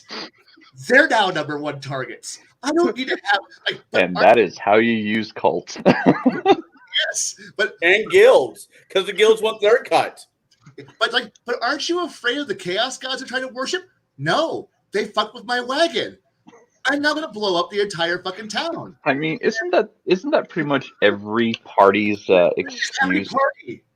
Every party's excuse for doing, horrible shenanigans. They fucked with my stuff. I'm going to lay waste to everything involved with them. And Like, that's every party's answer. See, at my core, I know at one time I am the murder hobo I hate. And I want to press and destroy that thing because I am what I hate. I am what I despise. So I take that side and then squeeze it into a little ball and try to throw it in a box and forget that it exists and go. And then when I go out as a GM and how I run my guilds, how I run my cults is what would trigger my ass as a player? What would make me throw the story into an incinerator and start murdering everything? And then when I go, this is how I would do it, and then I go, let's not do that. And then suddenly you have the game go, wow, so everyone's not giant colossal dicks? Yes, the world is not giant colossal dicks. But if I want you all to be complete and total murder hobos, click shoot the target. Punch that guy. Punch him hard. Keep punching him until they die. In fact, if I want them to go into a dungeon, like an actual legit dungeon, and go, I want you to have an adventure. I will take my cultist. I will prop him up, and then I will have the cultist with a stick and poke something the party likes. And they're like, I'm a bad evil cultist. There's more to that, but translate to I'm a bad evil cultist. I am trying to hear it. I'm trying to ruin your stuff. And then suddenly everyone else fucking kill that motherfucker because I've been there. I know what sets players off. I know what sets me off. And then suddenly I go, they're trying to take your stuff. And then suddenly the party fucking gear. Well, it's like, it's 80s action movie era montage time, and then like we're going to go into that dungeon and we're going to kill everyone. And I'm like, all right, I've taken out your anger. You got your chance to kill somebody. Your bloodlust has been sated. Your shit's been saved. Do you feel better about yourselves now? Yeah. All right, now go be productive over there. Yeah. Yeah, we feel better about ourselves, and we're all good. And here's me going, yeah, that's how you handle it. You don't burn the whole town down. Don't do my mistakes. You got to learn from your own failures. Yeah, it's the whole thing. Oh, look, they took our jobs. And then yeah, they took our loot. Actually, see, I'm more of a fan of not taking the player's loot, but taking something else. I take things that like NPCs or areas of land or whatnot that the players have grown attached to. That's what I take as a GM. It's like, oh, you've grown attached to this NPC. You are starting to try to have a romantic relationship with this NPC. Well, guess what? They're missing. Go find them. Where'd they go? I don't know. Go find out. You've just said what good GMs do. So that's what we should all be trying for. You don't take their loot. Like, if you want to take the loot, you take it in a creative way. You take it in a creative way. Like, if you roll a critical failure on an attack roll against somebody who's obviously well armored, the sword takes damage or breaks. That's the GM way of taking away people's loot, is through the player's action, not the GM's action. The player's action. The player goes, I just nat one on this pistol. I really need it to fire this round, so I'm gonna force it to fire. Okay, well, roll another attack roll. Okay, well, that was a 3 on the die roll. So guess what? The gun explodes and you lose your hand from the tip of your middle finger up to your elbow. Go get a regeneration spell. Yeah, regeneration's good. Yeah, because the tip of your finger all the way up to your elbow just turned into hamburger. Good luck surviving the combat because you're taking bleed damage. So that's how I take player loot away. from here on out, he was known as Stumpy. Right? Hey, I know a lot of players would look at that as a Oh no, as a no, no, challenge. no, no! I would be happy about that. I'm like, Oh, Yeah. I get a gut. this group here might be happy about that kind of scenario, but I've known players who get so ungodly upset that their character's gotten a scar, Or die. I was in or that well, camp. no, not even died, just a scar. Like they No, may have no, no, lost no, a no. digit. This was early days as I was hanging out. A metal And somebody, a DM killed their character. The guy literally threw all his shit in his bag and left. Never came Yeah. back. I've seen that. And this I've was seen like, that happen. it's like, are you fucking kidding me? It's a, I've never understood how people But get so, that. but I mean that's something we GMs do is yes, you can take loot away from the party. Be creative about it. Don't take it by show of force with an enemy, or if you are going to take it by show of force with an enemy, make it a villain, make it like a supreme villain, a leader of a cult. Make it like the cult. Let's say the party has gotten this artifact or this thing that they don't know what it does. The cult comes in to take it from them.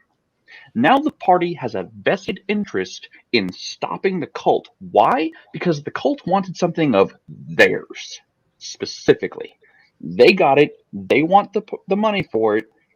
It's their finder's fee.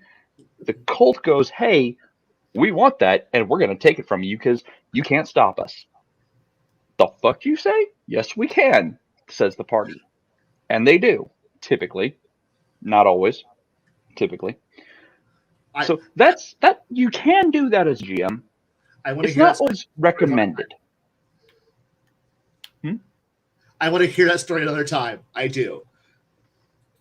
Or the Earthbound one? Well, Yes. Drink. now I want to go back to the rant that Cigar DM here did, about I just want to take my stuff back, get a drink, and get laid. You forgot where you're going to go get laid at. The stripper guild. The stripper guild.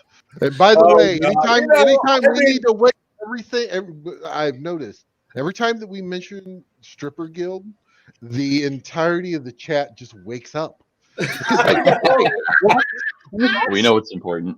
I kind of joked about that earlier before we started streaming. Would you please take me off the main one? I'm being subconscious.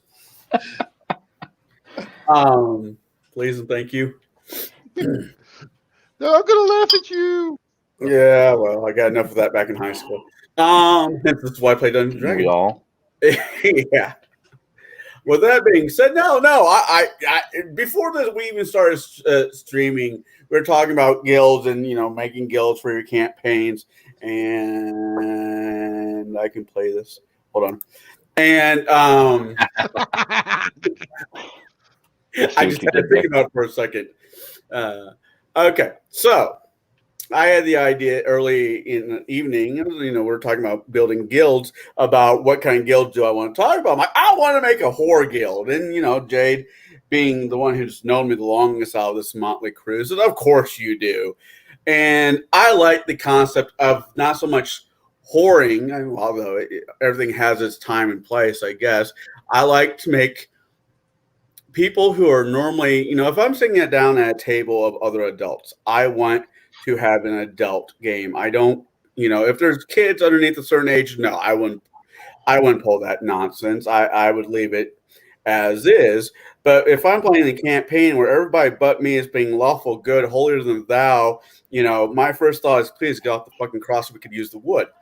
But, so I want to bring in, as this, like, I want to have a guild with stripper whores. I want to do a brothel, or I want to do a merchant that sells cigars, or a merchant that runs a bar, whatever. Just because, I know fantasy is fantasy, but there should also always be a touch of reality in it. A lot of civilizations, a lot of areas were able to survive hard times because of whorehouses, because whorehouses brought in income, which brought income into the towns. And yeah, I know what I'm doing. So that's why I want to talk about, I was thinking about talking about whorehouses. Do George R. Martin's Littlefinger. When he was the master of coin, he ran 3-4 different brothels that kept the kingdom going. It wasn't the king's tax that kept it going. It was the ever-loving arches of the whorehouse. That's, but a lot of people are, and this is not dig at anybody in the panel or anybody in chat, but a lot of people are raised that whorehouses is a bad word. We don't talk about places like that. Well, they still exist. We have a couple in Nevada. There's some in Amsterdam, all over the world. It's the world's oldest profession. So apparently they're doing something right. Well, you see that. That's classic TV show, and I can say it's classic now because now it's 20 years old. Firefly had a guild operative that she was part of the Companions Guild. They used her to get into certain locations where their usual charm or certificates would not apply. But if you send a pretty lady to go accompany a man who's very lonely and in the public eye all the time, and say, I'll give you 2 hours of focus on you and your penis. Man, those planets open right up. Go ahead, Jade. I didn't mean to interrupt. I mean, yeah, if you run a courtesan guild classy and correctly, it can do really well. I'm not saying that it can't. I never will say that it can't. But it has to be, as far as like in the game goes, keep it classy. Don't go to the cringe level of things. Yeah. Don't make it cringeworthy. But yes, you can run courtesan guilds in the game. They can bring a lot of income. Courtesans did bring a lot of income to a lot of different old world civilizations. And I don't mean just like Middle Ages. I mean like Stone Age, Iron Age, Bronze Age. Like courtesan guilds ran cities in some areas. But what truly ran the city was greed.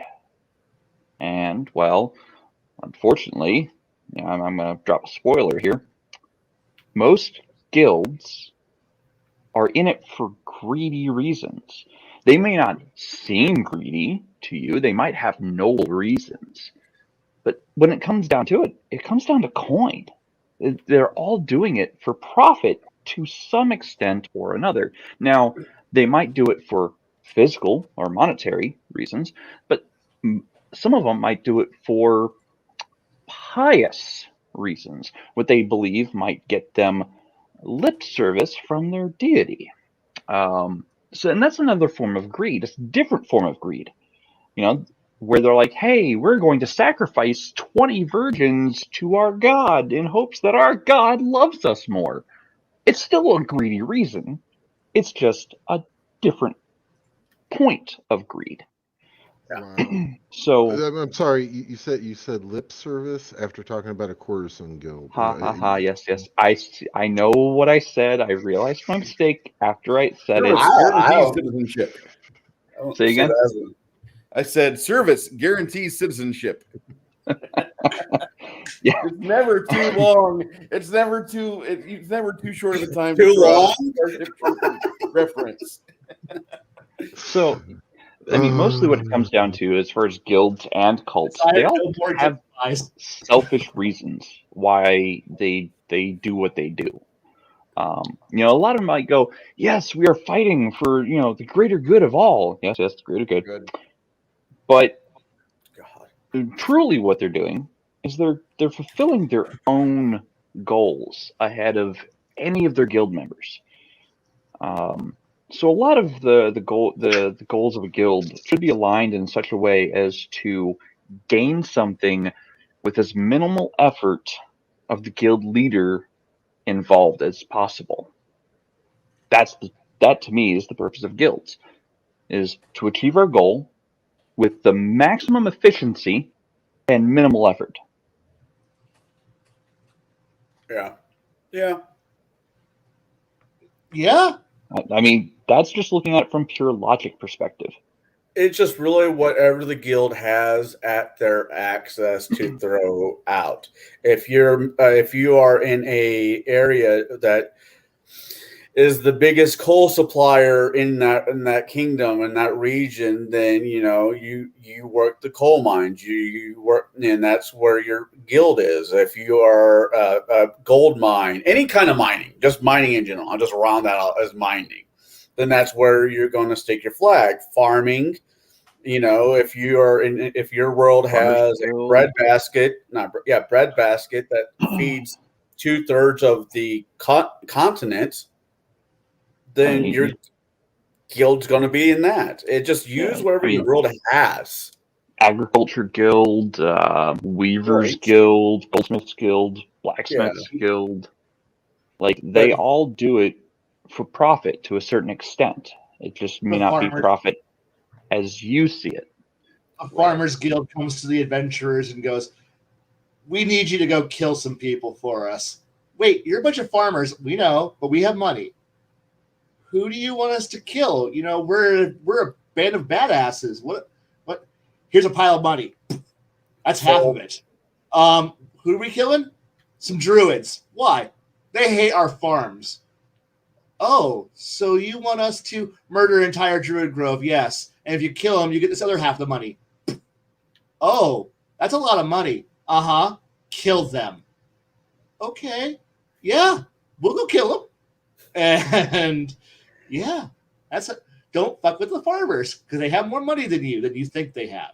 Dun dun dun dun. I can't. And they have commercial. And they have tons of hoes too. They do. Right. All the hoes. I mean, it always goes back to I did my job. I want to go home, take a shower, go to the tavern, have a beer, and get laid. Don't fuck with my goals here. My goals are simple. Right. The simple goals are always the best goals. My goals are simple till you make them complex. And once it becomes complex, once the avalanche has started, the rocks don't get to have a vote. So yeah. I mean, yes, you will have players, jokingly. I know this was from a movie, which I still haven't seen all of it. But, the guys are gaming, and one of them's like saying, how's it? You're in a tavern. What is everybody doing? Are there girls? Oh, God, no. I want to do them. And when I first heard that, I'm like, yeah, whatever. That's, whatever. That's a big joke. It wasn't? No. Dr. Demento. Yeah. Yep. Sorry, I was thinking of I thought he was talking about the whole, I'm going to put a ballista behind him. Oh, that, yeah. No, I'm talking about I want to do them. And that's that shit probably doesn't really happen in gaming. Then after a couple of years of gaming. Okay. You say that doesn't happen in gaming. It does happen in gaming. It happens at much younger ages than we are. That's what I was about to say. As soon as I started working from the game shop in Poplar Bluff, and I mean, I kept it to the most part. If I had kids on my table, I'm like, this is a PG-13 table. And if anybody's at this table under the age of 18, this is a PG-13 table. These certain things are not going to happen at this table. If I get a bunch of adults, I'm like, whatever, we'll play out however you want. But yeah, it was always even adult that has what? It's time. I love you all. Oh, it's 10 already. Wow. Oh, yeah. I love you all, but it's 10 o'clock, and some of us have to work in the morning. Sadly. Well, okay. So, I love what I do. And I have to pack up stuff because I get to go home tomorrow for a day. How long? For two and a half days, and then come right back. Right. So, like I said, some of us need to go home. I go to sleep. Well, apparently, this conversation can continue for next week. Yes. We will find new topics and we'll rant about them. But there always will be mention of horse. I promise you. The Strippers Guild is now an immediate part of this. And any broadcast any of us that are on, the Stripper Guild will become up. Sorry, Max. Sorry, not sorry. All right. Okay. Wasn't there a zombie stripper film some years ago? Yes. Okay. Which one? I'm gonna share a link here in chat. I'm using my platform. Anybody that likes coffee, and I mean good coffee. I don't mean shit coffee. Hey, There's a difference. There's like those of you that drink Maxwell House no. or Starbucks, things that like are low tier, and those really are low tier. I'm going to tell you that I've got a link in chat. It helps you make money. You farm that link out. People that go there, they sign up on it under you, under me, whatever. You'll earn like a little bit of cash, not much, but you'll get something for it. And you get 15% off on coffee products, which typically it's like $16 if you're not doing a subscription. Usually, if you do a subscription, it's like $15 a month for 12 ounces of coffee, beans or grounds. So I recommend, if you like it, take that link, go sign up, share it with friends. Blackout Coffee is badass. It's made in Florida, roasted in Florida. They have a blend of coffee called No Compromises. It is a 2A friendly coffee company, Second Amendment friendly. Their Instagram is all about the Second Amendment, okay? They are more Second Amendment friendly than another very popular black something coffee company. Don't go with those other guys. These guys here fucking throw money at the gun owners of America. So, with that being said, I'm just going to let you guys have that. Yeah, my head got swole, Travis. I'm trying to drop weight, but it's not working well. Too much good food. I will talk to you guys. My name is Bruce, and I'm going to let everybody in the panel go about. Jade, what exactly are you going to be doing for the next 7 days while we're waiting for our next exciting show for TableBreakers? Okay, so I have finally put some thought into it. I am going to make a YouTube channel.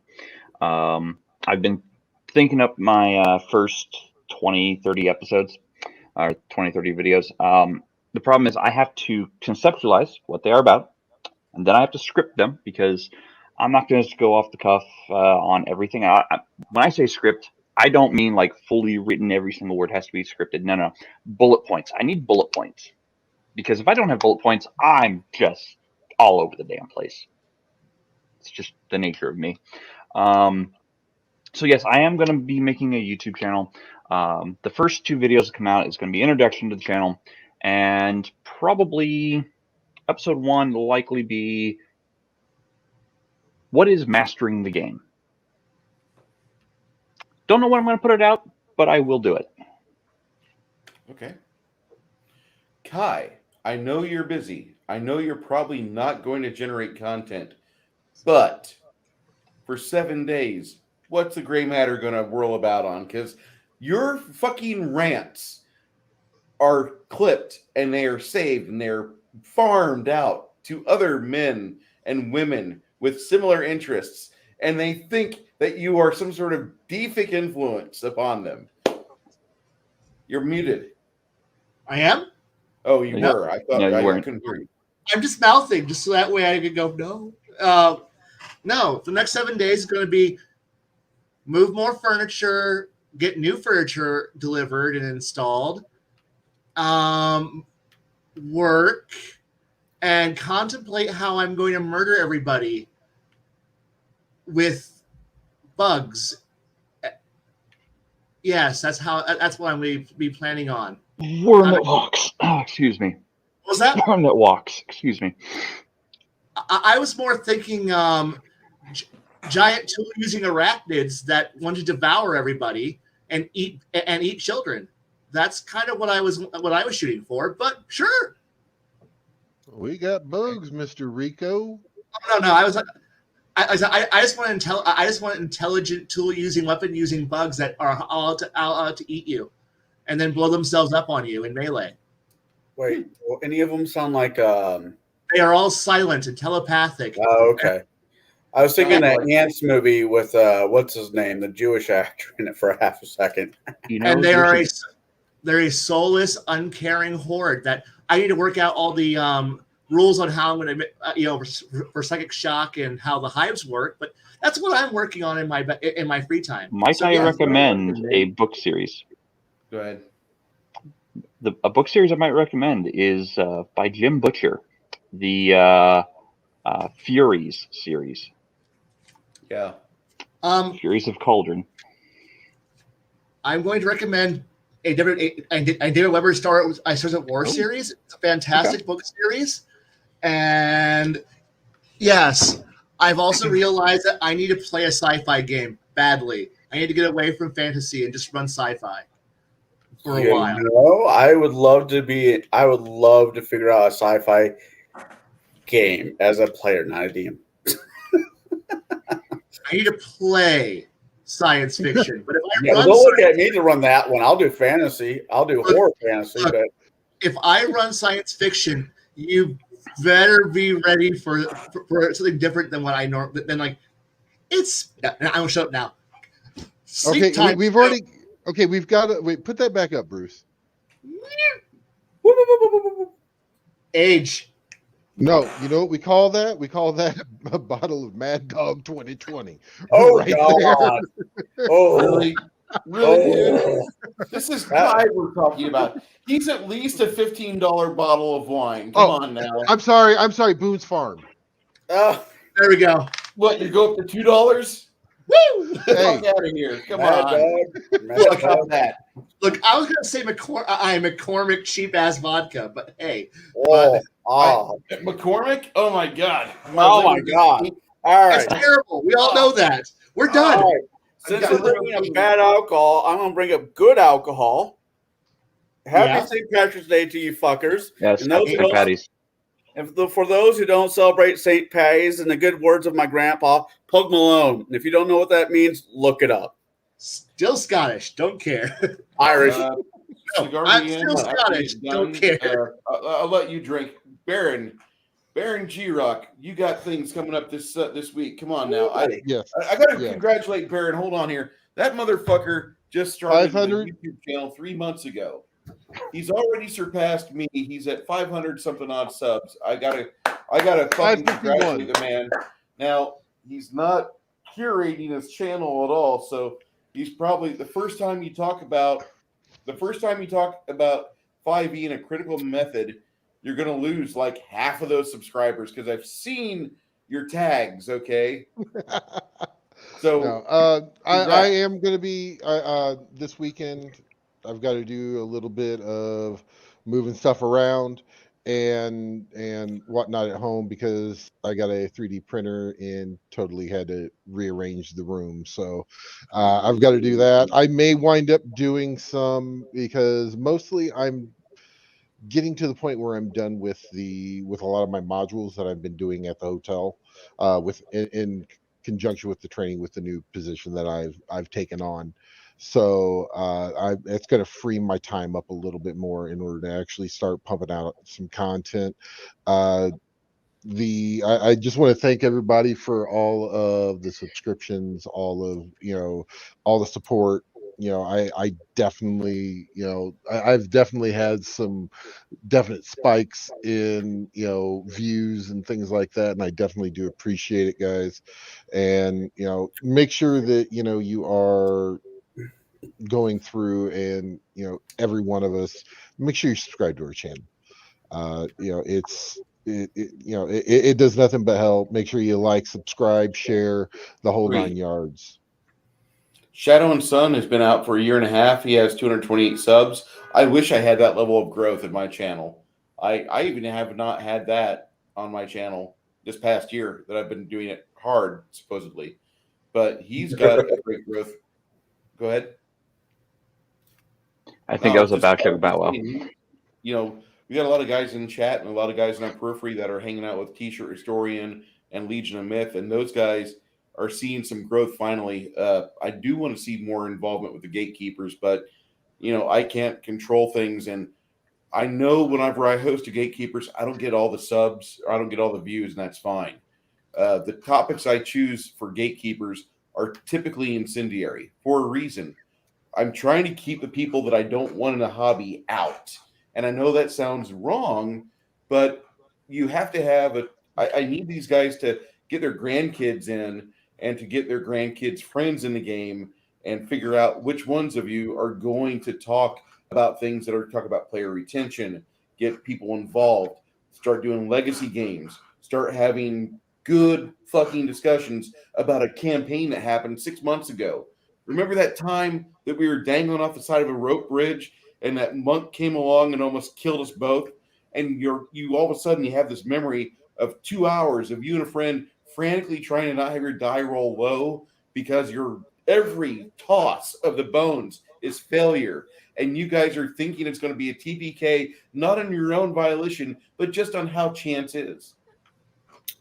Thank you, Shadow and Sun. Thank you. Yeah, definitely appreciate it.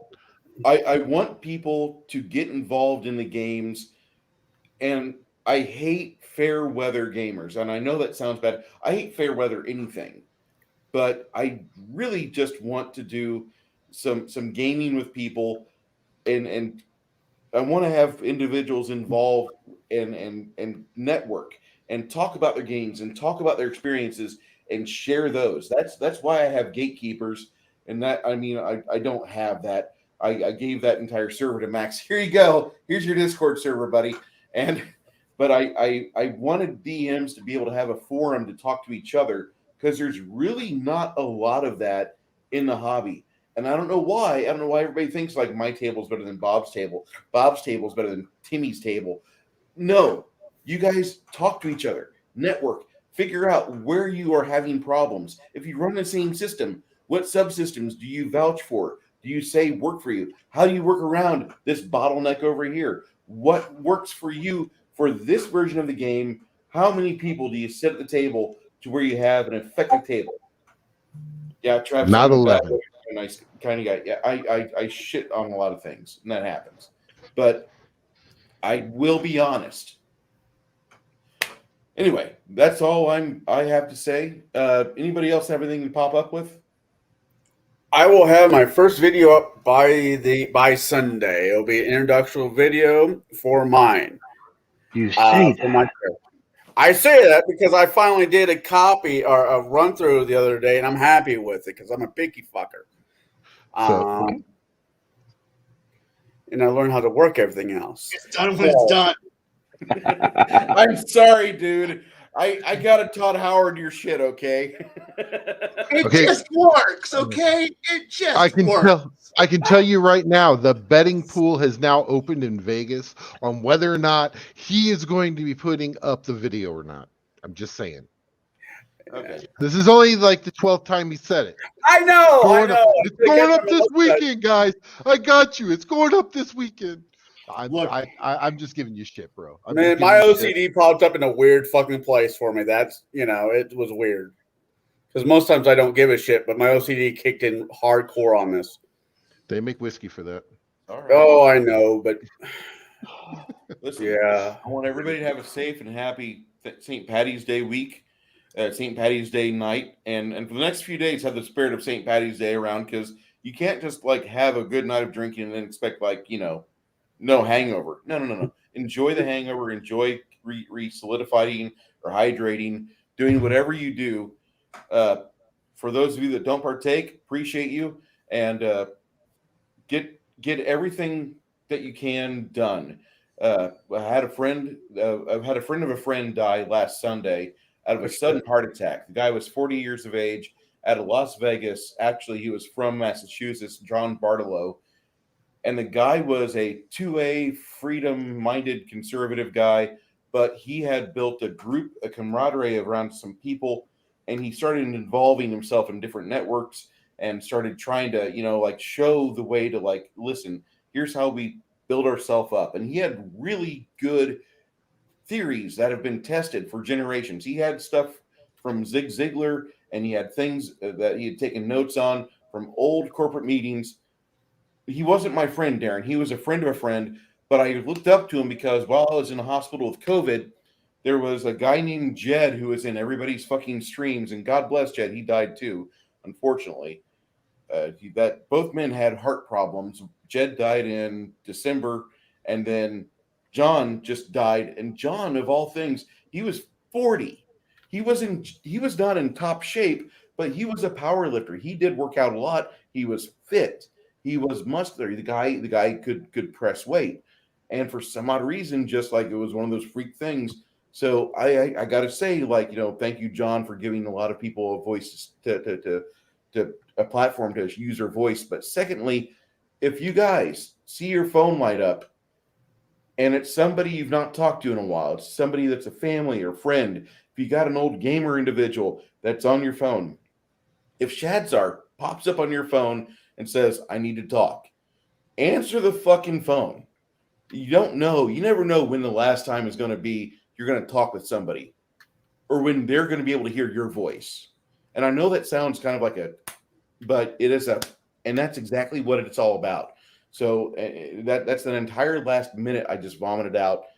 If you get a chance, touch base with somebody you haven't heard their voice in a while.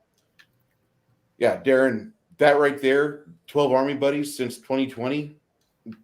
Dude, that right there is the biggest piece of evil because nobody talks about that. There's not a single person out there in mainstream media saying, listen, touch your buddies, get in touch with them, get in touch with those guys that you've seen shit with, and make sure their head's all right. Make sure they're on ground zero. Make sure they're able to put their foot to the ground and be able to go forward. So I'm just pushing that out there.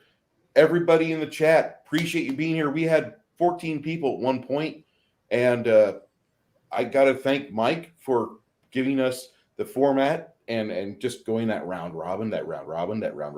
That's how I want to see it work. Our next week's Terrence Pop is all over that. He's not mainstream, but yeah, I understand. Terrence is amazing. Everyone, I will talk to you later. My panel, if you guys would please say goodbye to the chat. Night, everybody. Good night. Good